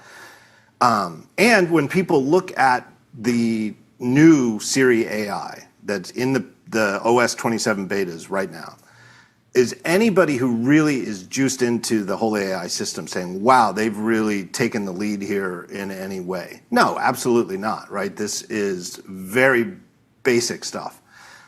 But it all does work. It is, and it's going to be the intro to LLM-based generative AI for hundreds of millions of Apple customers. Hundreds of millions of them have never used any of the stuff. However popular ChatGPT and Claude remain in the App Store, there are hundreds of millions of Apple users who've never used this. And I've been using ChatGPT in particular for years. I'm definitely not amongst my peers in the tech media. I use it less than most, but I'm pretty familiar with it. But I have to say, testing it this summer, ever since WWDC, for all of the basic bitch questions, the Siri AI is great, and just being able to squeeze the side of the phone is a great way to do it. And I honestly think it's like what triggered OpenAI to have the fiasco of a launch of the new desktop app for ChatGPT. Clearly, the biggest driver of that is their fear of missing out with Claude and Anthropic taking the lead. As if you just polled everybody who watches TBPN, who's in the lead right now, I think it's very clear. I mean, I think you'd be kind of nuts not to say Anthropic. Well, yeah, right? it's verifiable Sort of, based on ARR. revenue run rate. Yeah. So it shouldn't and really be. in just the state of things, right? You just lick your finger, put it in the air, and who's got the momentum, right? I think, and that's put OpenAI. They seem to have, and still, I think, are panicking over that. They really seem to have formed a sense of self, which was that they had already won. I think, like somewhere around 18 months ago or so, that whole company had we've won this already. We're just mopping up the chessboard at this point. And now they've found out that they're in a long-term race and they're not. So that's clearly the biggest driver, is that they looked at the way Anthropic has bundled up Claude and Claude Code and said, we need to do something more like that. But I absolutely think part of it is that the Siri AI app that Apple is rolling out, which visually, you just look at it, it looks like ChatGPT, right? It's black and gray, and at a glance, if I showed it to you in May before WWDC, and I just quick showed you a screenshot of it, you'd say, oh yeah, that's ChatGPT. No, it's Siri AI. And I think that in the Apple world, we call it Sherlocking, because there was the Sherlock thing 20 years ago where there was Apple had an app called Sherlock, and some third-party developers made a much better version called Watson, and then the new version of Sherlock came out. Sherlock was Apple's first. Oh. Then there was a third-party thing funny. called I've heard Watson. the story the other way. I always get it flipped. Yeah, thank you. This is helpful. Right. No, and the third-party one was called Watson, and it was way cooler. And then the next version of Sherlock was like Watson. And it was sort of, it's like tough luck to the outsider, but it's like everybody looked at Watson and was like, oh, this is the way Sherlock should be. This should, and Apple looked at it and thought, this is the way Sherlock should be. And, Apple had this stance that was, they quite outspoken about it. Like Craig Federighi, I think it was with Joanna Stern last year, said that Apple did not see chatbots as a good interface to AI. That's right. Yeah. Yeah, and they're just like, what, it is a great interface to AI, so why don't we make one too? And I sort of think like ChatGPT sees that for non-advanced usage, nobody's going to go to these third-party ones when Siri can answer that. So no, is it exciting, and is it where the people who want to work at the frontier want to work? Do they want to work at Apple? No. I mean, why would you? At this, they don't really have a product that's even aiming for that.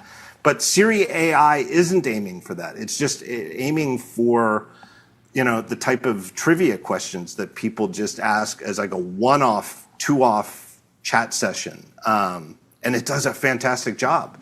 And it has these integrations with stuff like if you use Apple Mail, if you use iMessage, it finds stuff in your iMessages just like they promised. It really does work.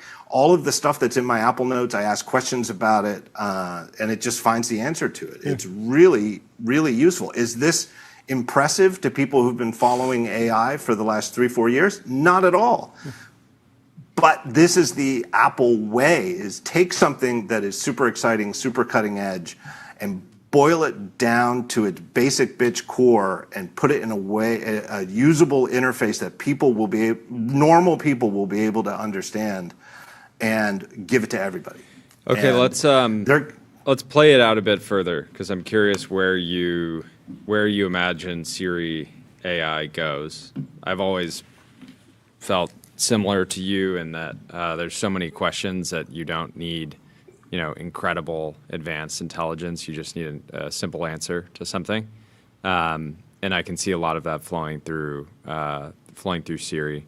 But where does this product go over time? Is this something, because if you play it out far enough and the product gets enough traction, then at what point is Apple competing not just with other LLM providers, but competing with Google itself? And then they say like, oh, we're for privacy and all these things. But then at what point do they say, hey, this is costing us a lot of money to run. We got to we got to start running ads. And then at that point, like, do we do targeted ads or non-targeted ads, or do they try to take the moral high ground and say we're better than ads, even though they run ads in maps and they run ads in the App Store and all these things? So play it out for me. How does this go? Let's assume that it's a success to the degree that they keep investing in it for many, many years to come.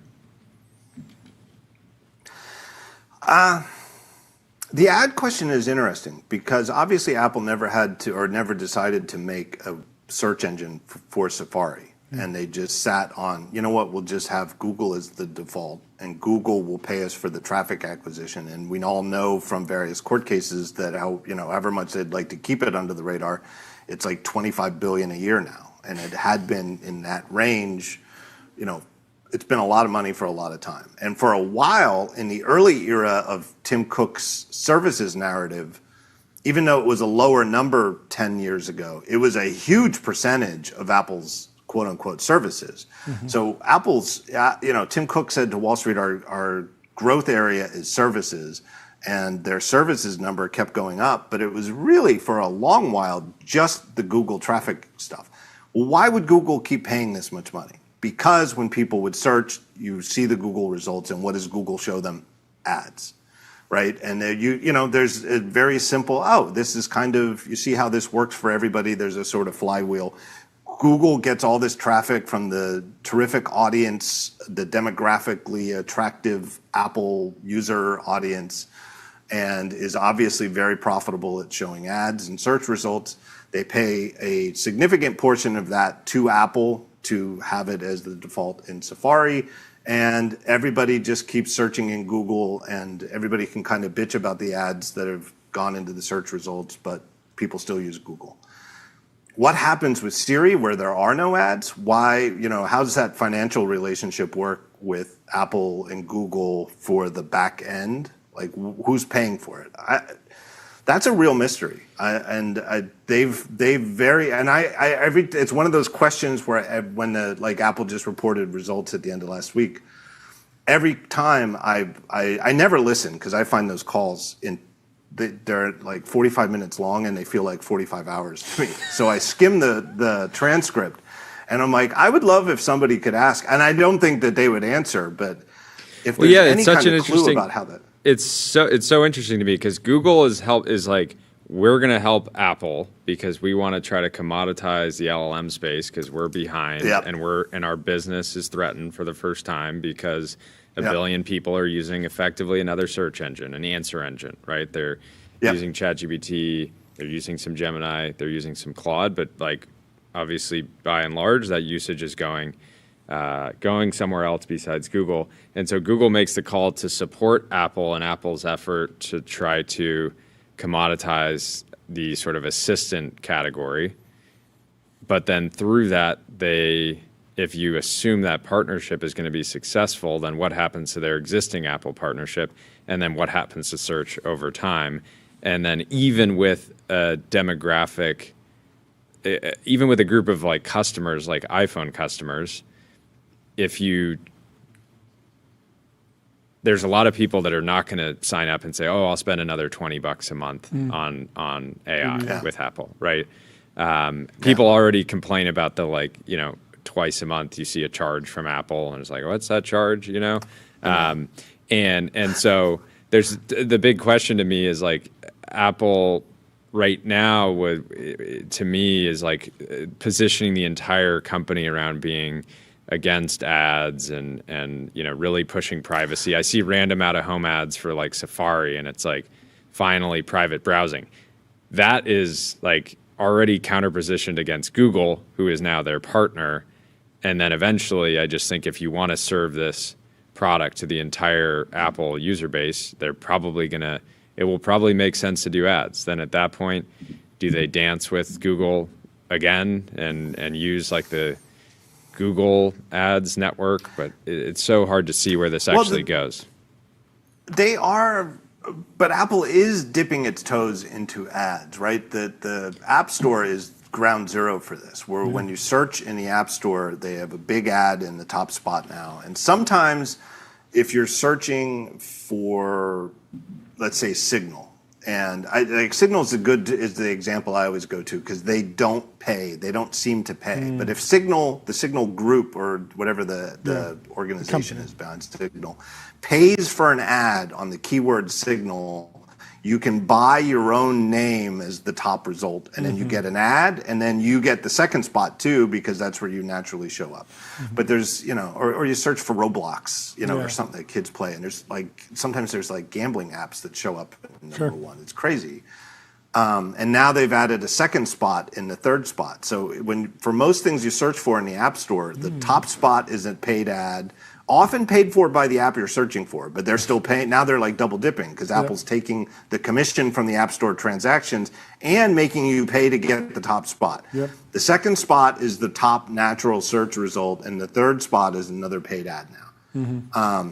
And I think that's off-brand for Apple. I really do. I think it is, I always go back to HBO, which it just was.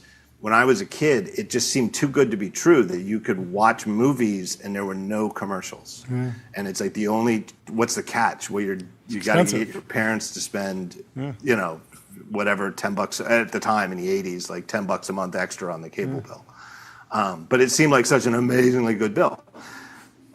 Good deal. And that's, always been sort of the Apple thing. It's MacBooks cost more than other laptops and iPhones cost more than other iPhones. What do you get? Well, part of the experience is you don't get inundated with ads. And I go back to the Safari thing with Google search. It has been such a good deal for Apple. It is $20 to $25 billion in cash that just comes in. It is almost no margin. You can say that you could subtract. I mean, the whole almost engineering 100% cost of margin. Keeping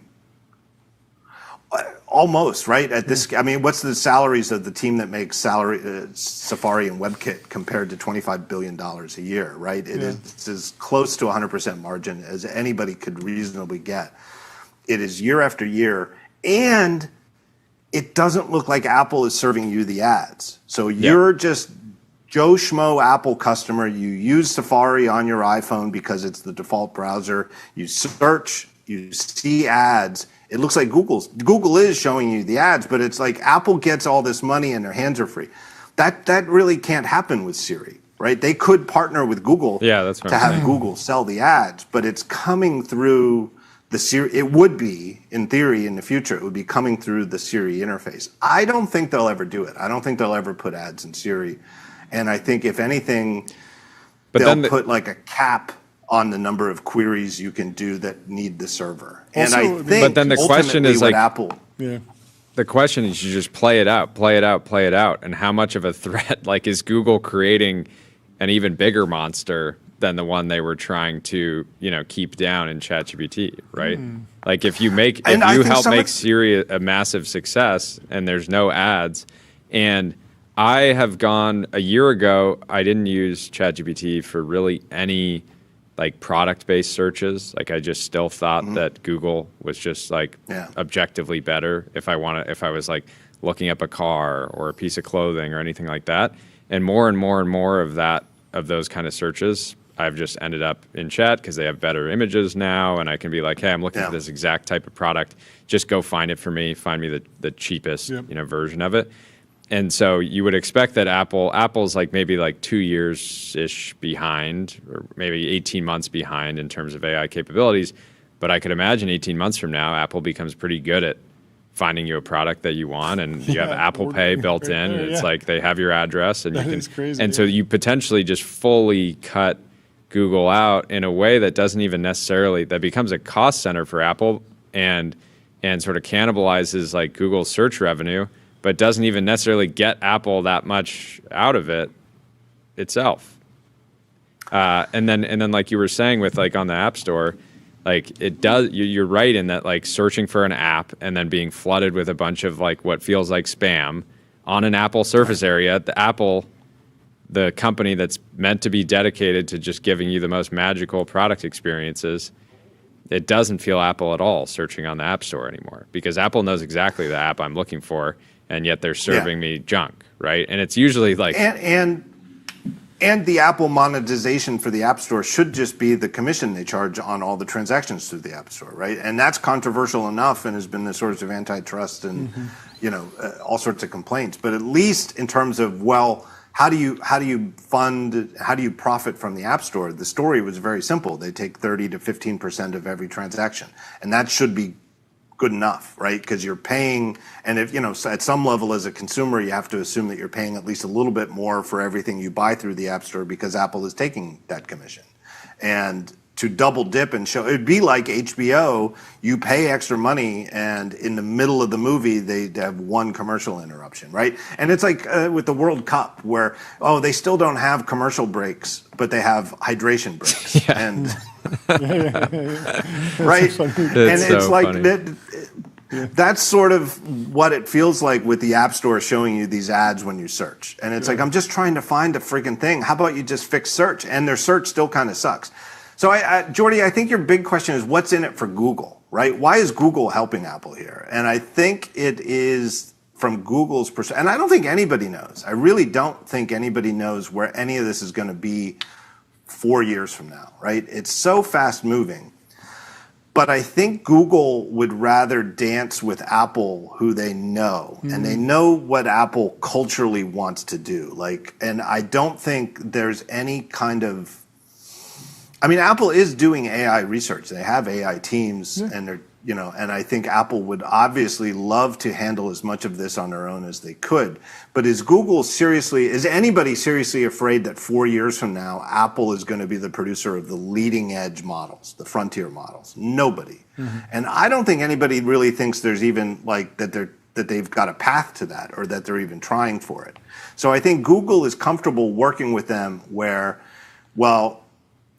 in a way that they would just prefer to kneecap OpenAI and Anthropic. And if Apple was fishing around for a partner, we need somebody who knows their shit to give us an LLM backend so that Siri is actually useful. Yeah. And I think Google was willing to cut them a sweetheart deal to say, let's do this. And if it entrenches Siri for a decade to come as something that 1 billion iPhone users around the world are relying on, we can handle that, right? We know Apple, we're not worried. That's not gonna, we'll still figure out a way that we'll make money. We'll still have everybody who's not using Apple products.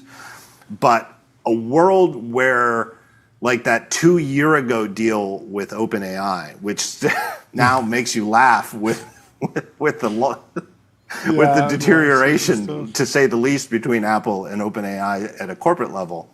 But if that had continued and it was OpenAI who was partnering with Apple to do this in a way, and again, the original deal 2 years ago had ChatGPT branding in the answers, and it was like the whole thing is so funny because you have Google being like, okay, we need to help Apple because we need to help Apple attack ChatGPT because ChatGPT is threatening us. But if Apple's really successful, then they'll end up threatening our core business. And Apple's like, well, we also want to try to kneecap ChatGPT because they're now building devices. But then Google and Apple's relationship is just headed on a pretty interesting path, and I can't imagine. I think both companies will look back and be like, man, you remember those days where I could just give you tens of billions of dollars and we could just be friends, and then you play it all out and it doesn't seem as friendly. Yeah, and I think basically it comes down to Google is very comfortable playing in a world where the technology is commodity level, and that they can, because of their scale, they can not just succeed, but thrive in a commodity world, right? Is the actual computer science behind Google search significantly better than what Microsoft has with Bing? No, not really. It's just that the scale is there on Google's side, and so it's perpetuating. And I think that if AI works out that way, there was somebody at Google years ago who, Google invented all of this technology that we now consider AI, all the LLM stuff. But there was a paper that came out of Google where one of the scientists argued that there is no moat around this technology, right? No one company is really going to own this. And I think it's an open question whether that's true or not, right? Like the superintelligence hypothesis is that if somebody gets to the breakthrough of superintelligence first, then that superintelligence will accelerate their AI at a pace that nobody else can keep up with and no one will ever be able to catch. I don't think that's where it's going, and I don't really, and it just goes back to what we were talking about half an hour ago with the Hugging Face thing and ChatGPT, and it's like, oh, coincident, and this is what makes people roll their eyes and think it's a marketing stunt, is then, 3 or 4 days later, Anthropic came out with, well, we went back and looked at our logs, and we found Claude broke into somebody 4 months ago. We didn't even know it, and it's, they're even Steven, and I think, I just think ultimately Google looks at this as, let's just shut those guys up. Let's let this bubble burst. We'll still be here. They won't. And Apple will certainly still be here. Apple's the one big company with no exposure in this bubble. Yeah. That's true. And I think Apple's bet is back to there is no moat here. And if they don't own this technology, that it's fine. Yeah. I kind of think it's shaking out that way, at least for Apple's business. Yeah. Well, last question, and you can answer in 30 seconds. Do you think Apple will make an acquisition of an AI company? Could be an acqui-hire or product, but I'm thinking more acqui-hire, north of $10 billion. $10 million. Whoa. No. I thought you were going to say north of $100 million. No. Yeah, one. Okay, then let's bring it down. $1 billion. Because there's just not that many. There's not that many great teams, to be honest, that you could get for less than. I mean, 10. They bought Siri. That was $100. And I was kind of expecting them to try to pick up Poke, which Cognition just bought. Poke was like a really nicely designed assistant that worked in iMessage, and that felt like a no-brainer for them to just bring in some talent that is excited about AI that's already working in the Apple ecosystem. Yeah. I would look at it on the silicon side, and I think because I think that as this gets commodified, I think that something like the PA Semi acquisition that led to Apple Silicon, that's who Apple, I suspect, is hunting for, is somebody who has like a breakthrough spitball idea. And again, at this point, $1 billion probably isn't that much. So something in that range. But I would think hardware, something if you have that Apple can do for silicon. Yeah, if you have really optimized silicon serving, lagging models that are a year or two old, like the inference cost can actually be pretty low, and then that changes all the calculations about ads that you were talking about. So thank you so much for jumping on the show. And ultimately, I think it's why Apple's staying out of the CapEx race for building out these data centers. They'll just wait. The idea of why are we going to spend all this incredible sums of money, all of our free cash flow to build data centers that are going to be completely technically outdated 5 years from now? Yeah. Well, I want to have you back to have a great debate about Electron versus native apps. We got to go through all this, get to the bottom of what's going on with these AI labs. They have such powerful coding agents, and yet they can't ship native code, apparently. We'll get to the bottom of that next time you're on the show. But thank you so much for taking the time to come chat with us. Have a great rest of your summer. And yeah, you too. Stay cool out there. Thanks so much. Yeah. I'll talk to you soon. Goodbye. Cheers. Let me tell you about Figma. Agents, meet the canvas. Your AI agents can now create and modify your Figma files with design system context. And up next, we have Sean McGuire and Isaiah Taylor. Isaiah, of course, dynamic duo. Atomics. 2 guests, third, fourth time on the show. How's it going? What's up, guys? Tell us the news. Look at you. Nuclear reactor. We got to get the eagle scream every time. This is our intro at this point. So exactly. What happened? There we go. What happened, guys? What happened? $1 billion Series B. Nuclear's back, baby. With the wind up. Crazy moment. Where should we start?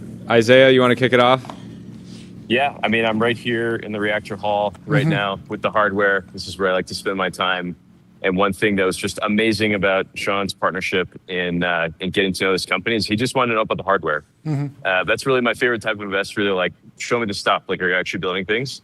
And I think that's what's special about this company is that we just build and we build fast. And it's been really great to meet the Sequoia team and get to know everybody. And this facility, you're no longer purely in the Gundo. You've expanded. Where is this facility now? So this is our Orangeville, Utah site. Utah. It's our first nuclear site. Yep. Okay. And what are the short, medium, long-term goals with this site and beyond? Is this still an R&D site, or is this going to be generating power? When do you start building the factory the machine that builds the machine? Yeah, so we've already made a tiny bit of nuclear power here. We became the first startup in history to make nuclear power about a month ago. And but it's still a test unit. And what we're building toward is something that we call a gigasite. These are massive campuses of reactors, and we think they'll make the cheapest energy on Earth. And so that's what we're working toward here. And it starts right here in Utah for sure. This is a great place to serve data centers, AI factories, then eventually all of the industrial stack that has been falling behind in the United States that depends on energy. Aluminum electrolysis, steel, all of the different input metals to making everything in the physical world starts on our gigasite. So that's what's coming next. And that's really what this raise is going to help support. Massive. Sean, I have to assume you've met every nuclear startup. There's a lot of them, but you've got enough time in the day to meet them all. I don't know. I doubt. There's so many different applications of the technology. There's and a lot of different good efforts. ones. It's not only Valor, but there's only one Isaiah. That's for sure. Yeah, yeah. So talk about what Sure. drew you to the company, and this is this is not a Series A check. This is $1 billion. No, it's a big check. This is a big boy check here. This is an ultra high conviction investment. Look, I'm a former physicist. I have a PhD in physics. I've loved nuclear since I was a little kid. I was hoping that, I read Richard Rhodes's Manhattan Project book when I was 17. And I've kind of been waiting for there to be an opportunity in nuclear. Candidly, I didn't think it was going to happen.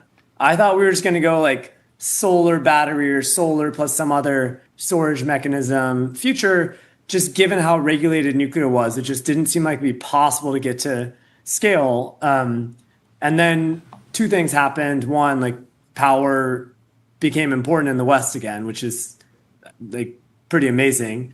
Second, this administration, but I gotta say this, I think a very bipartisan thing. Mm-hmm. Both the Democrats and Republicans, as power became a bottleneck, have been pushing for more favorable, nuclear regulation, and it's starting to happen. So even 3 years ago, the regulatory side was too scary for me. So we've had kind of regulatory breakthroughs with this next generation of founders that are, really trying to bring in this nuclear future.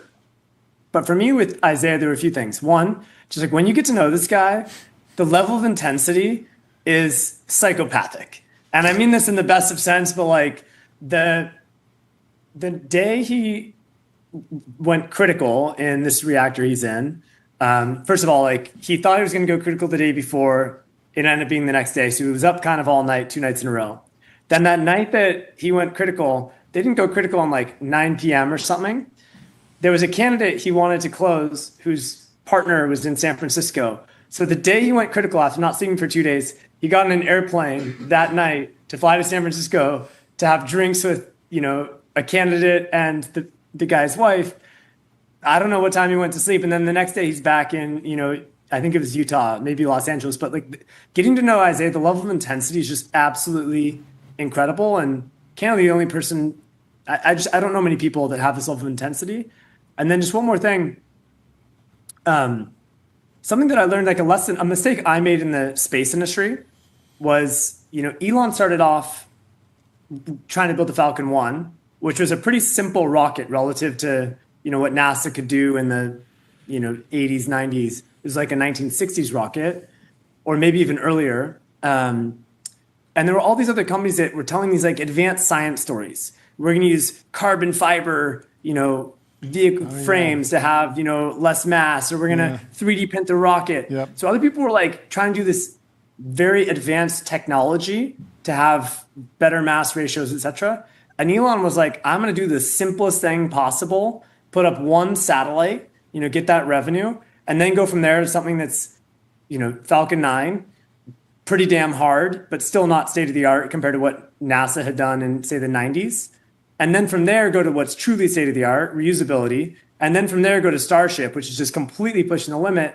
And Isaiah understands this. He's one of the only founders I've ever met ever in any industry that really understands the power of starting with the simplest unit where you can actually scale and win, and then climbing from there. So anyways, Isaiah should do the rest of the talking. That was great. Yeah, I think that's one thing that Sean and I just connected on very early is like lots of investors trying to understand the nuclear space want to know what's special about this technology, what's really unique about this technology. They want to find this sort of like IP technical edge where you're doing some special sauce that nobody else is doing. And my approach is like, no, like we want this reactor to be as simple as we possibly can. Like if we could just staple this thing together from IKEA, then this would be $1 trillion company much faster.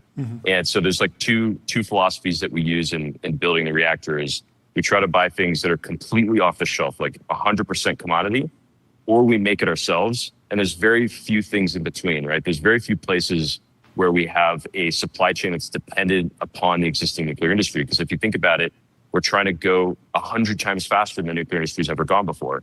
And so if we're plugging too deeply into the existing network, it's not going to work that well. So we want to use standard off-the-shelf things and make things ourselves where we can't buy something off the shelf. And by necessity, that means the design is extremely simple. The more complexity you add to it, the harder it is to do one of those two options and the harder it is to scale. So, I think especially in nuclear, this is a difficult thing because it's full of very smart people. It's full of physics people and PhDs and people who have spent their life doing complex analysis. And they actually want something that is a little bit complicated. It's like, it's an ego thing to design something that is like complicated and looks very sophisticated. And we have just really rooted that out of our minds at Valor. Like we work extremely hard to root that mentality out. Like it's our preference that this thing is so simple that somebody with a nuclear PhD looks at it as like, that's like a toy. And it's like, great, because people make toys in like the millions, right? They just like stamp them out. And that's exactly what we want to do. And then the other aspect that's super unique here is just the safety of the overall architecture lends itself to this approach. If you build a really, really safe reactor, you're also by necessity building a really safe reactor because most of the engineering complexity in nuclear comes from safety engineering. If you look at a modern pressurized water reactor plant, they're very complicated and 90% of the complexity comes from trying to make it safe. So the approach that we've taken instead is design it to be safe from the physics, and you can actually just delete a huge amount of the bill of materials, just like completely remove it. It doesn't even exist in our bomb. So those are the philosophies we've taken here. And like, listen, I can't give enough credit to Sean in particular, and also the rest of the This is all Isaiah. This guy's building nuclear reactors. I'm wiring money. Like, get out of here. I got to give a couple shout outs, though. I got to shout out Palmer Luckey, who gave me the hat tip that this is a special company. Thank you, Palmer. Hat tip to Liam Corrigan, newest investor at Sequoia, who was my wingman here, physics guy, Rhodes Scholar, Olympic gold medalist rower, 6'5" Chad. Total Chad. And Max Ukroprina, who's on the team at Valor, who is someone I've known since I was a kid, who for years was trying to get me to come meet this company. I was like, dude, nuclear's too hard. Regulatory's not favorable. And anyways, Max, I look stupid. Good job. Isaiah, have there been talent wars in nuclear? You're flying on such an important day to go meet someone, which many founders will have done, but that's felt like maybe urgent. How intense has the competition for talent been this round? I imagine will give you a lot of advantages, just having more firepower to continue compounding a great team. But walk us through the last maybe 2 years in the category. Yeah, look, I view my job essentially as trying to get the most talented people in the world to come and build this mission with me. There are no blockers in front of us. Like we have a regulatory environment that's ready to move. We have an enormous demand signal. We have customers that want to buy. We have an architecture that's very simple and very scalable. And now we have a lot of capital in the bank. And the blocker on us becoming the 10, 50, $100 trillion company that makes most of the world's energy is the smartest people in the world coming and joining us in this mission. So I spend an enormous amount of my time doing that. I actually would say that our primary talent competition is in other places where you can move the needle on a global scale that need incredibly talented engineers. I don't see it as sort of like, okay, other nuclear companies. It's more like, what are the other companies that are genuinely going to change the course of humanity in the next 50 years? And like, those are the people that I'm fighting for. Yeah, that makes a lot of sense. Lessons from I'll just say- Oh, sorry. If, Please. well, if I can say one thing on that, something I've seen from Isaiah that is very rare, he is looking for just ultra talented generalists, and he tests people like crazy. And like real world tests, like, hey, I'm going to be in. Someone says like, hey, I want to interview, and he says, okay, I'm in Texas. Like, meet me here tomorrow. And if they get to Texas, then they have a shot. And if they don't make it to Texas, then they're weeded out as just not having that level of like commitment. And anyways, there are not many people that understand. You have to kind of design the hiring process to find the people that select into a crazy mission. High agency. Yeah. Yeah, And that is you're a lesson revealing from SpaceX. you're revealing the secrets here, Sean. Yeah, I know. Now the next three are going to show up to the meeting, and I'll have to figure out some other way to weed them out. But yeah, it's very true. If they show up, it's still a good. It's true. It's just still a great sign. Lessons from SpaceX. One of the interesting. Yeah, I stories- can imagine. Yeah, sorry, I got a dentist appointment in Utah, of all places. I got to get out there. It's like this, because people you're being like, leaving yeah, I got a the dentist company. appointment. I have to take 3 commercial flights, and drive 3 hours to get to my dentist appointment. One of the interesting SpaceX stories is residual capability. They build all this launch capacity. They have maybe too much launch capacity. You get Starlink, amazing business, becomes a telecom company. Probably not in the first pitch deck, Sean, you'd know. But is there a world where there's a residual capability from what you're building here, where you're using the electrons that you're generating yourself, or do you see there's just like so much demand that that's something that's is very, very unlikely to happen? Yeah, I mean, look, you know, and you and I have talked about this before. Like, I think Valor actually started. I grew up watching Elon, right? Yeah. I read everything that I could about the Falcon 1 and the Falcon 9, and saw this very simple path that they call it flight rate. I think at SpaceX we call it tick rate.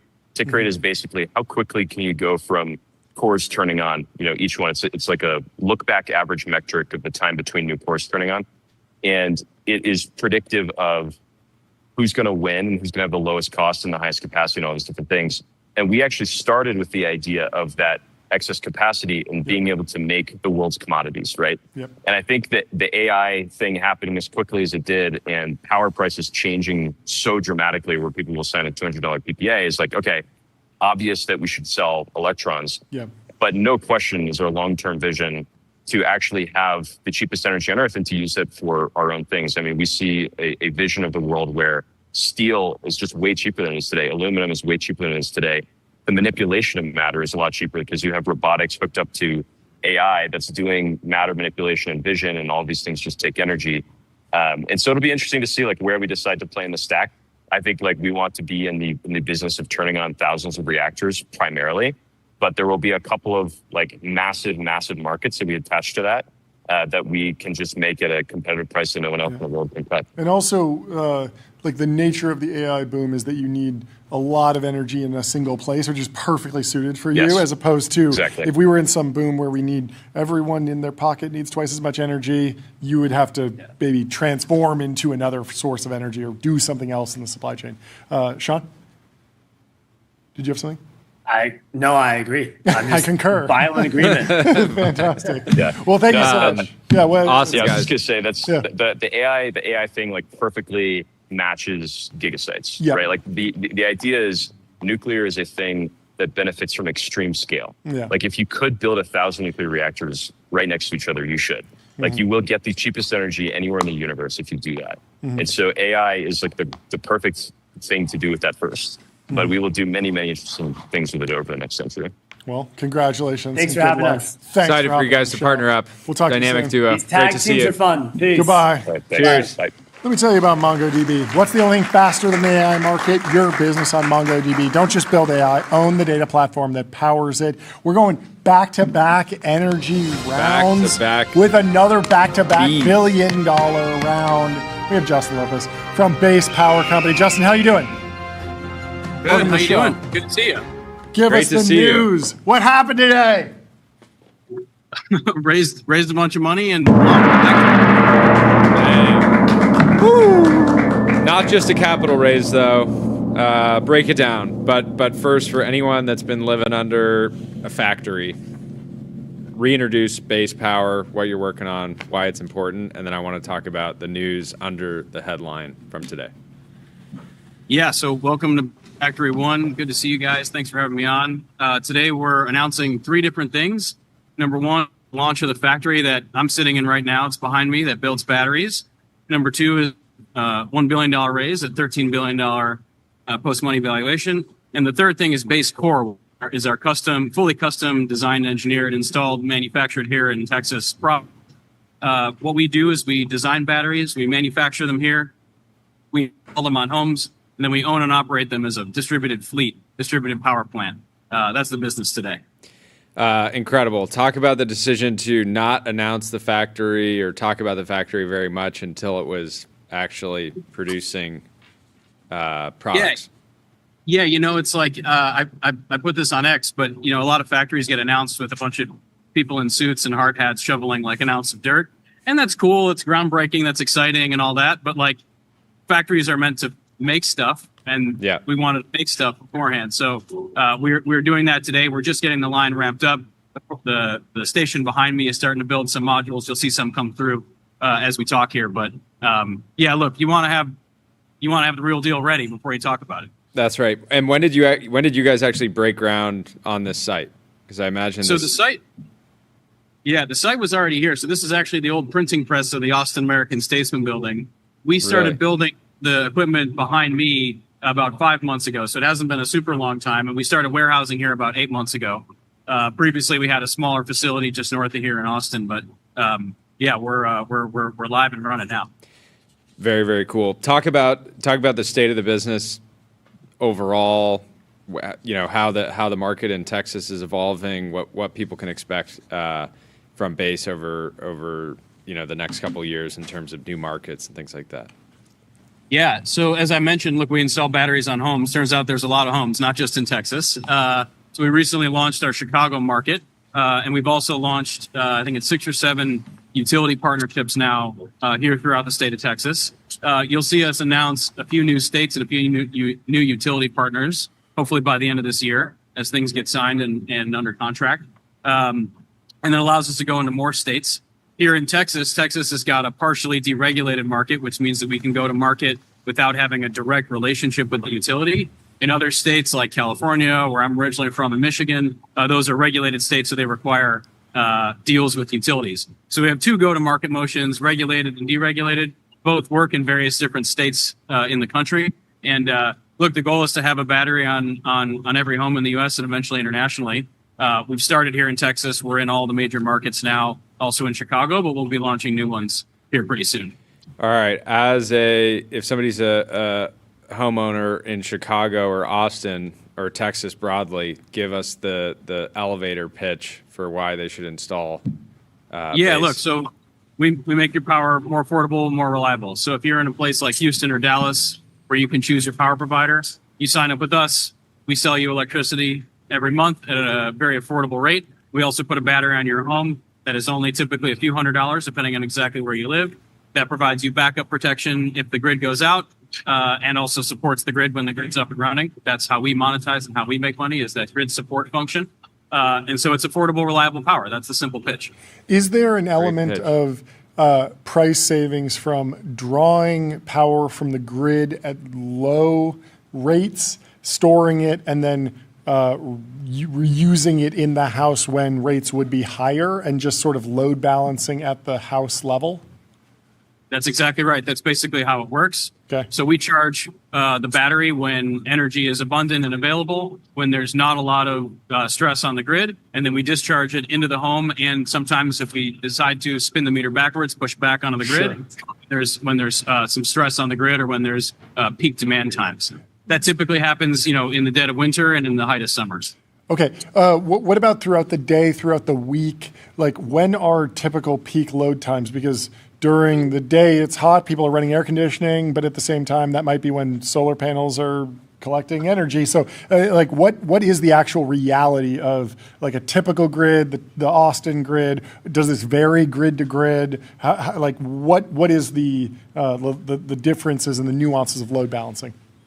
Yeah, so You're exactly right. Basically, what you care about is the difference between available capacity or supply and the amount of demand. Yeah. And so here in Texas and in many places, especially in the South where it's quite hot in the summer, you typically have these peak times in the summer, at least in the early evening. So kind of like 4 to 6 p.m., 5 p.m., 7 p.m., where the sun is setting. So supply is coming offline, but people are coming home, plugging in their EVs, turning on their air conditioners, et cetera. Got it. And so that's really where the supply and demand meets.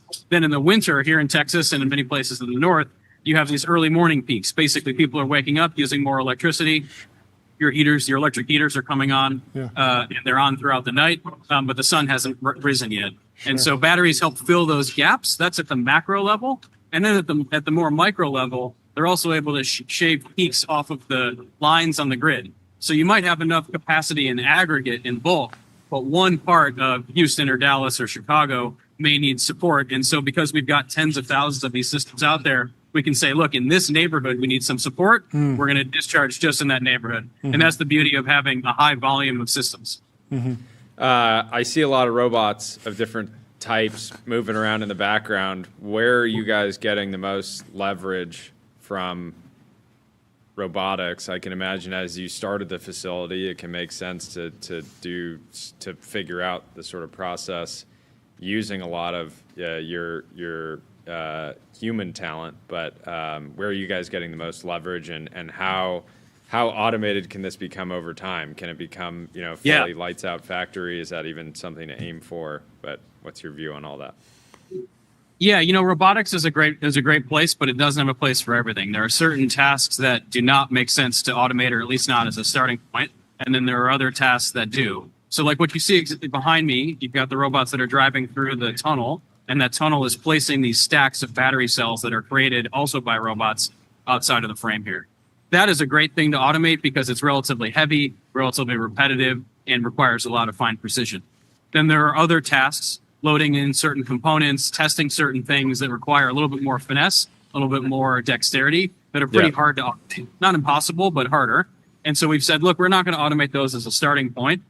We're going to focus on the things that are, either dangerous or hard to do repeatably or are quality concerns, and then we'll automate more and more over time. So I'd say it's a phase-in approach. We're starting with what makes sense to automate, and we'll likely trend towards more automation. But the fundamental thing is trying to not do tasks that you don't need to do in the first place. You delete the task, then you optimize it, and then you automate it. What's the state of blackouts, brownouts, blackout prevention? That feels like a huge selling point. You're selling a sense of security, a sense of comfort during a winter blackout or summer. But at the same time, how often are they actually happening? It seems like a known problem. Grids and energy providers have been working on this at a higher level than you. So is the problem still broad? How big is the problem of just losing power outright? And how big of a factor is that for you in the sales process? So it's huge in the sales process, right? People want to have more affordable and more reliable power. Yeah. The reliability is different from place to place. So typically in coastal regions, so we think of the Texas coast, Florida, the East Coast, et cetera, where you have a lot of hurricanes, you typically have more power outages. Okay. Also in more rural areas. So if you're at the end of a line, basically any break in that line all the way up to the substation is going to cause you to have an outage. And so if you have more line in front of you, basically, you have typically lower reliability. Yeah. It totally varies though. So very, very, very rarely is there an outage because there's not enough power. Most outages occur because of a weather event, because a tree falls onto a power line, et cetera, because of a storm. But outages are rising generally across the country. There are places where they're getting better. Okay. It's a factor in the sales process, but if I'm honest with you, the way we think about this is more about affordability first, reliability as a benefit of having this system on the grid, and it adds reliability to the whole system, right? It's not just your home. Obviously, it'll back up your home if and when the grid goes out. But it's more about adding reliability and capacity to the whole system so you can have more load and more EVs, more homes, more data centers, et cetera, on the grid. Got it. Absolutely crushing. My last question is, what does it actually take to expand to a new market? I mean, I want one of these in California, but it seems like you're growing the business and the factory, and like there's immense scale, $1 billion raised, $2.5 billion raised, and yet geographically it feels like a little small. It feels tight. Sometimes you have companies that are, we're available in every market all over the globe. We'll ship our thing everywhere, and we're a tiny company. You're sort of the opposite, very focused. What does it take to bring a new state, new city online? Why the measured approach to actual go-to-market? Yeah, so I'll start with the latter point, which is the sort of measured approach. I'll remind you that Texas is larger than most. Yeah, that's true. Good point. We've got more homes and more electricity load than many large countries that you've heard of in Europe and elsewhere. Okay, fair, fair. So Texas is a big place, but regardless, I'd say the geographical tightness is a feature, not a bug. Okay. Of course. The reason for that is like, not only do we have a factory behind me that produces these things, but more importantly, we have a factory in the field. We've got hundreds of people out in the field installing these things. Okay. And we've got trucks and crews and tooling and all this other stuff. And so having geographic density is very helpful from an efficiency standpoint. Now, to answer your question though, on how do you expand to new markets, there are, oversimplifying here, but there's basically two types of markets. There's ones like Texas where you can choose your power provider. Places in Texas, not all of Texas. And then there are markets like you have in California where, for the most part, especially in residences, you cannot choose your power provider. If you live in Northern California, PG&E is the only game in town. If you live in Southern California, it's SoCal Edison or LIDWP or other utilities. And so in the deregulated markets, we can essentially go there and start the business. And there's nothing really stopping us except for a bunch of regulatory hoop jumping to do and setting up of a warehouse and hiring people and all that, which is its own challenge. In the regulated market, it's basically getting a deal with the utility. It's a B2B sales motion where we go to utility and say, hey, we offer megawatts as a service. We'll go install these batteries that we've built behind me. We'll put them on homes in your service territory. You can control them, operate them, and use them to add flexible capacity to the grid. And so that's a matter of, B2B sales, long sales cycles, and working with both the regulators and the utilities in that state to go into those states. So I'll say we'll launch a few new regulated utility opportunities over the next few months here. And then in the deregulated part, we'll also launch a few new states. But as I said, like, it wouldn't be surprising to me if we're only in, 10, 15, 20 states over the next few years, just because, again, the geographical density is so helpful for us. Yeah. And of course, like you only have so much manufacturing capacity. You have to load balance your own business across your salespeople, your installers, your manufacturing capacity, your supply chain, all of this stuff. That makes a ton of sense. Well, congratulations on the progress, and thank you so much for coming on and sharing it with us. Love seeing you guys cook. Yeah, amazing work. Awesome. And thanks for the factory demo. Yeah, that is remarkable. Of course. I know. We'll come by next time we're in town. Yeah, that'd be awesome. We'll talk to you soon. Awesome. Cheers, Have a good Justin. one. See ya. Goodbye. Let me tell you about the New York Stock Exchange. Want to change the world? Raise capital at the New York Stock Exchange. Our Just next do it, guest- folks. I think we have to issue sort of like a warning to the viewer. The next guest is building something truly horrific. So avert your eyes if you are a scaredy cat, because our next guest has built something terrifying. Bo, Gaston, welcome to the show. on? How are you doing? Great. How about you guys? We're doing well. Talk to us about what you're building. Tell us about the journey, the goal, the mission. I want to get into the aesthetics, everything, but also the applications. Yeah, sure. So the full timeline, at a very high level. We'll start about 6 years ago. A paper comes out of MIT where a guy, Ben Katz, made this quasi-direct drive actuator quite cheap. I think it's about $700. These are kind of like the building block of these humanoid robots. And a large reason that you're starting to see a lot of these pop up, that he open sourced the design as well. So I'd seen back then, it kind of looked like it was going to become possible to build humanoids a few years in the future that are not like only affordable to a huge lab, right? So around 2022, I start to take on this design that you see in the background. What I wanted to do with it was really make a robot first for myself. And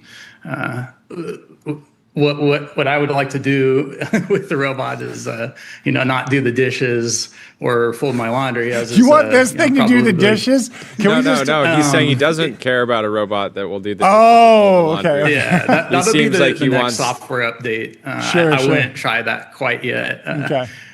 My kind of thesis is it's going to be more useful to have something that's stronger than you at first, and maybe you could sacrifice some precision and intelligence, right? Sure. And running a chainsaw, I get that people have thought like, wow, this is crazy to give a robot a chainsaw. It's,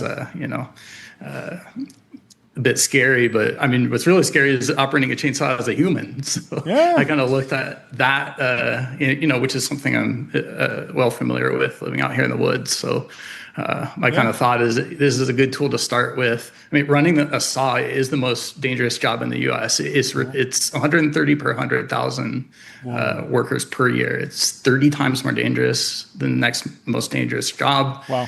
And I mean, you could imagine not only is a chainsaw dangerous as a tool, but what trees are you cutting down? Yeah. Ones that are damaged near power lines, ones that are next to a fire break and a wildfire. So it's just a preposterous kind of situation. So looking at what robotics can do. The use case makes total sense. Yeah. I'm curious to get into a couple questions.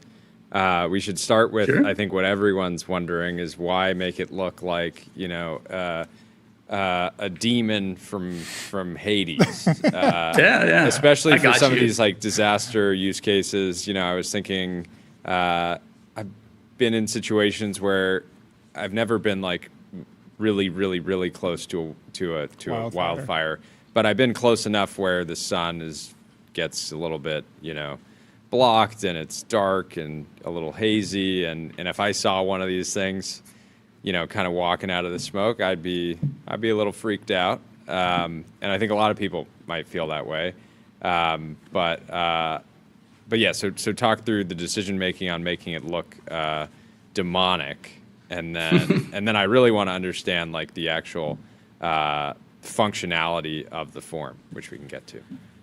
Yeah, sure. So I will say, the rescue stuff also was kind of propagated by the virality a little bit. That's definitely, I was not aiming to pick you up out of a burning building, like a hero in a movie. Though I would point out if that did happen, like, if someone's saving you, I'm not going to probably be too picky. And if it's don't this look thing, a gift centaur in the mouth. Yeah, exactly. you just don't do it.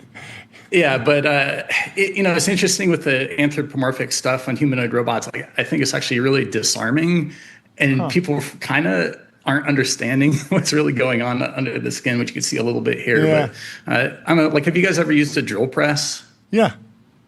Okay, so you kind of know they're dangerous, and the workpiece could fly out of it, and they got a lot of torque. So imagine if someone hooked 20 drill presses up, series parallel, all together, and then used basically some arcane knowledge of machine learning to make it balance and walk.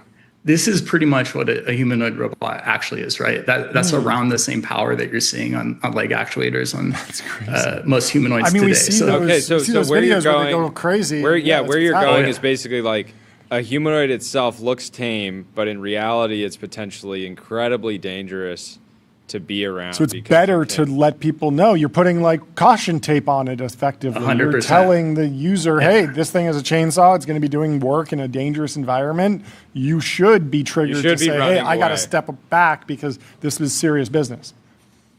Exactly. Like, I don't know if you guys have ever been on a big work site or in a factory, and first time you go in there, maybe you're kind of putting your back to the wall and like you're a little overwhelmed, and that's kind of the right attitude to take when you're around something that can knock your head off. So from my perspective, I made one in gray as well, and you could kind of imagine it actually kind of looks like, a little bit like a gray goat, you might want to go pet it.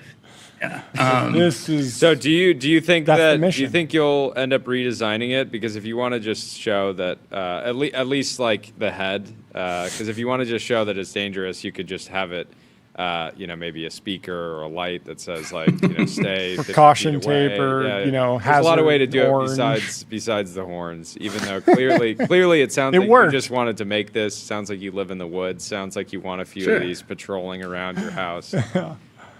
Yeah, I think the other thing about humanoid robots, like we all kind of know that they're not purely like a perfect productivity maximizer device, right? Like they have to be emotive and cool, and we've wanted them for 80 years or something, and been dreaming of this stuff. And I'd say kind of like a car, like no one buys a car because it's the perfect like mobility blob with no personality that is exactly as safe as you want. Maybe a few people do, but humanoid robots, like cars, the ones that people really like, have to have their own personality a little bit. So I think trying to redesign it to be like, maybe the optimal safety would be to have a giant yellow siren on the top, but it's just not as exciting. So we got to keep it interesting, right? Yeah, I get it, and I'm sure there's people out there that want to cut down some trees that genuinely would prefer this form factor than something more tame. Talk about for the types of environments that you're imagining the robot in. Why 4 legs is better than 1? I can imagine just weight. 1 leg? Sorry, two. 1 leg is really tough. 1 leg. But imagine a The humanoid final that's boss. 1 leg. Peg leg. The pirate robot is next. Yeah. No, 4 legs versus 2 legs. I Yeah. imagine if you want to be able to actually manipulate like something like a saw, you want to be able Stable. having the stability, Yeah. but also the terrain. Yeah, you don't want to be on You've wheels. seen- if and it's stuck. and I think there's been enough videos now of the robot dogs kind of running around crazier terrain that show that 4 legs is superior than two. And I'm all in on centaurs. Let's hear it though. All right. Yeah. I mean, bipeds are tough. You have to move the center of gravity up for the whole bot, right? Because you're putting the pack up in the human chest, or I have it in the horse body. You're getting actuators closer to the ground because their ankles are actuated. So if you think about walking around in the forest, you're putting electronics really close to the ground, and if you have a linear actuator, then a moving shaft like right on the ground. Whereas this thing, the closest actuator is nearly three feet off the ground.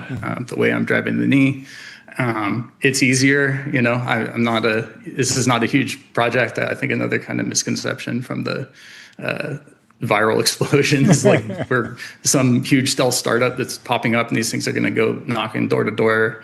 But no, this is more of a passion project. So doing a biped today is really tough. You're not going to see all but the best people doing, and even then I'll point out, there's of course a lot of curation for what you see with bipeds from anyone. I think everyone kind of knows that they're pretty tough to get stable. And I think another question is why not do tracks or wheels? That's pretty tough in robotics too, because if you're trying to keep all 4 wheels on the ground, like not like these the ones you see out of China that are wheels and a dog, but just wheels, then you're going to have some suspension, which is kind of the enemy of robotics, is having these unknown spring forces and stuff like that. And tracks are just really heavy and really actually not all that stable for the size that they are. If you think about a little tracked square driving around the forest, if you're on hard packed ground, it's actually could still be a little tippy. So 4 legs works pretty well. Yeah. have you gotten any death threats since the viral moment? Seems like the wrong person to threaten. He's got a robot army at his disposal. Well, I imagine some people might think now is the right moment before you have 100 of these on your property. The real crazy ones. I guess though the few people that were offended by the design are Christian, so that peaceful people. So fortunately, I've had people say I should stop, or that it's someone sent me an email today that said my company is now owned by God, who will save me and stuff like that. But no, nothing too crazy. The more surprising reach outs have been police departments.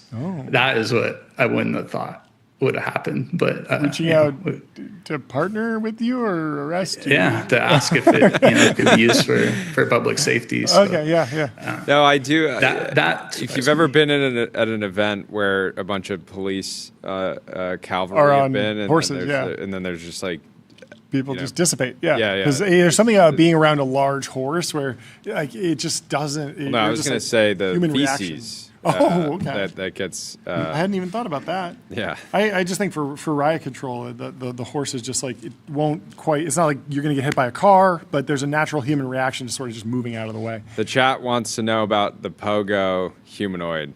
A There humanoid is on a one. pogo stick. There is one. There is one. Yeah. There's at least one. Look, yeah, if you search, That there's is an academic potentially even a paper. scarier format where the robot can jump 30 feet in the air and it's just. Pogo stick. It's a psycho clown on it. Talk to me about controlling this thing. I imagine you're not doing full autonomous control, heavy teleoperation, but what am I, because you have multiple cameras, so are you looking at a screen with multiple camera feeds and then controlling with like an Xbox controller? What is the process? And then I imagine that as you go forward towards controlling a chainsaw, that's a little bit harder to control with a Xbox controller. So will you have gloves, VR? How are you thinking about that? I got a solution for that. Okay, let's see it. Let's see if we could see. No one's seen this chainsaw, so I guess you guys could there we go. Yeah. do it on your show, but Thank there you. we go. So, Okay. so this chainsaw is 2 degree of freedom, kind of like let's see if I can line it up a little better. You can kind of see what's going on. Yeah. Oh, I got to go this way. My thing's mirrored. Yeah. But yeah, it's something I thought about. So, it's think about like this, like you can split robotics into moving around and doing something with the end effector. Yep. And the good thing about a quadruped is, you could kind of park it, and then the hips have enough mobility where you could kind of control it almost like it's an excavator if you've ever been in one of those. So it's a little bit more intuitive to do than trying to do something like dynamically, like you see, people with VR goggles and gloves to control a humanoid that has hands or a biped and all that. That's again like way outside what I'm able to accomplish. So you could think about it more like you're driving a big car that keeps his hips square to the ground, and then the top half kind of acts more like it's an excavator. Yeah. Where you're kind of controlling it on 2 planes. Do you think there's more of a consumer market for robotic horses? Because there's a lot of people out there that love horses, but horses are quite expensive to maintain. And I imagine if you made a robotic horse that you could control with an Xbox controller and sit on it, there would be some consumer market for it. Like a riding one. There was a demo that came out of Japan, I think. Maybe we shouldn't be surprised that they're on the cutting edge of making that sort of thing. But yeah, I don't know. Would you buy one? I think I would potentially get one for my daughter. Yeah. Oh, not to like commute in? The robo horse commuter galloping to work, if you could get it up to like 40 miles an hour, would be quite appealing to me. But maybe more just for fun use case early on. So something to consider. You need to make the head a lot prettier though, I think, to really catch on. Like an anglerfish head, you're thinking? I'm thinking more like a normal horse. Oh, okay. Yeah, I haven't thought about that. Well, thank you so much for coming on the show and breaking it down for us. Good luck with wherever this project goes. Would love to stay in touch. Keep us updated. Keep us updated. Keep going. Absolutely. I will say when John showed me the website, I said, this is clearly somebody just messing around that vibe coded a site. I love that it's a real thing. But you're it's a real amazing to see. Yeah, it's going to be amazing to see where this goes. Congratulations and thank you so much. We'll talk to you soon. Have a good one. Have a Cheers, good one.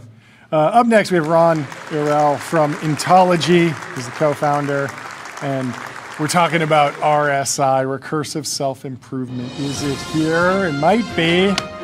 We'll get his take. Ron, how are you doing? I'm doing well. Thanks for having me on, guys. Thanks for hopping on. First time on the show. Why don't you introduce yourself and the company a little bit? Yeah, of course. So my name is Ron. I'm the co-founder of Intology. At Intology, our mission is to automate scientific discovery, and we're starting with AI R&D. So today we have some pretty exciting results to talk about regarding automated post-training of other language models, and lots more to discuss. So glad to be on. Yeah. Awesome. How would you characterize the progress, the announcement? Because people can get sort of lost in benchmarks. Are you 20% on this thing, 99% on that thing? Like qualitatively, where do you see the technology today? Yeah, absolutely. So fundamentally, we believe that automating discovery is a domain agnostic problem. What that means is that the structure of discovery problems is pretty similar across domains in the sense of, no matter what problem you're looking at, like, drug discovery or materials discovery, even like improving language models, there's always going to be some sort of process of proposing an experiment, getting feedback from that experiment, learning from that experiment, and then using that information to propose the next set and continuing until you make the discovery. So it's a, great question because, we think about the problem on that axis of how do we build and scale systems to these problems in which the evaluations and experiments become more expensive, more difficult, harder to access. And post-training, for example, represents a problem space where experiments are pretty expensive, they can be quite noisy, and they take a long time, right? So if you're trying to build an automated research system that, develops the next state-of-the-art, 70 trillion parameter model or whatever, you can't really imagine a system training 15,000 models until it discovers the best one because training is expensive. So, you have to think about how do you run efficient experiments? How do you gain information from those experiments better? And I think that, today we're showing kind of a closer step in that direction because, in the past we were doing things like kernel optimization, like MLE bench style problems, and now post-training where, obviously it's more expensive and takes longer. On the cost side, this does sound expensive. If you want to hammer a bunch of different experiments, what has been your approach? Just sort of suck it up and use venture capital dollars, or partner with companies and labs that have big compute allocations, they have the resources, have them sort of front the cost, or is there another way to solve it? Because scale seems very important here, and yet your whole job feels like burning compute. Yeah, so definitely a little bit of both. Okay. I would say at the beginning, it was a lot of burning venture capital money. And now we have partners and systems in place to run experiments that, don't just burn money for no reason. We have our own cluster. We have our own infrastructure that efficiently utilizes those resources. So we're at a place where we're not just like throwing money at the wall for no reason. So obviously it's an unsolved problem. We will always continue to work on making our system better at this. But I would say it's a mixture of having some great compute partners, spending a lot of time on our infrastructure, even before we start running experiments. And now we're at a place where, I feel comfortable throwing, hundreds of thousands of dollars at the wall if we feel like the system can actually make progress. Gary Marcus, he says that it doesn't count if it's not a pure LLM, that AI is only making progress in verifiable domains. You need a lean output that's fully verifiable. How optimistic are you? And I'm somewhat sympathetic to it because it does actually seem like we are moving much faster in verifiable domains like math than unverifiable domains like, I don't know, coming up with the script for the next great movie, or joke writing, a comedy writing, or even some of the bio stuff that's maybe verifiable but over a multi-year process of going through FDA applications and testing in vitro, testing in mice and in monkeys and humans. Like there's just things that the verification loop isn't just run some lean really quickly and see if it checks out, right? So what do you see the future of transferring all the amazing learnings and the ability for AI to make discoveries in ML and computer science and math to anything that's a little bit less verifiable? Yeah, for sure. So I think that it really just comes down to, so we focus on verifiable domains, but I think it really just comes down to, how much you can actually query the evaluator, right? So back to that example of, post-training the next large state-of-the-art model. You could argue that, that system could, in theory, train the whole model, get the ground truth feedback, see how it did, but that's not fully realistic for every run, right? So it would have to do some sort of experimentation with either its own rewards or, not full ground truth rewards before making that progress. I think it's, my take is I really think it's just about building systems that almost like wean off the requirement of the evaluator. So for example, if you're building these kinds of systems for training small models, no problem. You train an infinite amount of models and you find the best one. But yeah, it's almost like as you scale on this axis of difficulty, it's almost like as a forcing function of compute availability or cost, you start having to think like, okay, well now I can't actually have my system train the whole model every time, or I can't run an entire clinical trial every time I want to test a drug. It's almost like a nature of the research direction. And so I guess that I don't really think it's that different of a problem. I think it's more that if we continue on this path, like for example, with our system, if we continue on this path where it doesn't need to, query the full evaluator every time, eventually it'll get to the point where it might not even need the evaluator, or it'll only need it at the end when sending a drug to clinical trial, or a material in the fabricator. So I think it's really just, I guess we and collectively the AI for Science community, I think we're heading in the right direction. I don't think I view it as like black and white, as we're only doing verifiable and then we're going to go to unverifiable domains and like figure it out. Interesting. I have one more question. Jordy, do you have anything? Yeah, I was just going to ask, what do you think your business looks like 2 years from now? I won't say 5 or 10, but like where is this work going? Yeah, for sure. So, I guess we really believe in not building co-pilots. What we are really trying to do here is build fully autonomous systems that are deployed in R&D environments and just run the entire loop, autonomously perpetually. Obviously, we're quite far away from that right now. We have to deploy the system, we have to monitor it, we have to see it work, make sure it's succeeding. But I think at the end of the day, definitely 2 years from now, we want to be at the point where our system can basically be deployed as infrastructure in any computational R&D problem, and then it gets access to the data on the problem, it gets access to the ability to run experiments on that problem, and then it gets deployed in an environment in which it's like hard to hack, and you're getting good signal out of the experiments, and then boom, it runs autonomously. It's cranking out discoveries, it's shipping them, and humans can be there to take a look and make sure it's not messing up. But eventually, we want it to be running end to end. Last question. Very cool. Tell us a little bit about the company. Where are you based? How big's the team? Who are you hiring? What you were doing before this? Yeah, all what's that the good shape stuff. of the company? Yeah, for sure. So we're based in San Francisco. We just moved into our new office. That's why my background's pretty boring right now. We're growing pretty quickly. I've been really proud of the team we've been putting together. I mean, we have researchers, coming from DeepMind, Anthropic, Factory AI, both in industry and in academia. I think this is like a really fundamental problem that needs to be worked on, and it's not just a research problem. It's not just an infrastructure problem. It's it's the whole stack, and we've been putting a pretty incredible team together to do so. And I guess before this, my co-founder and I ran a pretty large nonprofit research group. We were primarily funded by the National Science Foundation. Obviously, very different from running a company nowadays. But we did a lot of fundamental research in like coding language capabilities. Published some of the first work in test time scaling with language models, and it kind of felt like a natural progression because we were really curious about how do we model agentic behavior in this kind of search process, and it kind of just made sense that this is the time, this is the place. Let's make it happen, and that's what we're doing at Ontology. Yeah, well, Amazing. Thank you so much for coming on the show. I'm sure you'll be back on soon. Have a great rest Very of your cool day. update. We'll Great talk to meet you. soon. Goodbye. Thanks, Cheers, Ron.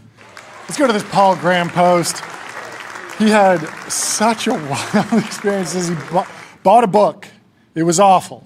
Didn't want it on my shelves, but I couldn't throw it away. So it sat on a table near the door. I know someone that will rip it apart, feed it to a machine, and burn it. I know someone. I don't know them personally, but I know they would love to take this off your hands. Rushing to an appointment this morning, I grabbed it to read it. First mistake. Then went to breakfast and had nothing else. So I spent the morning reading the worst book I own. It's such a funny, like, just like, I don't know. It feels like a Curb Your Enthusiasm episode or something like that. Anyway, thank you so much for tuning into TBPN today. We'll see you tomorrow at 11 a.m. Pacific. Leave us 5 stars on Apple Podcasts and Spotify. It's been an honor. Sign up for our newsletter, tbpn.com. Goodbye.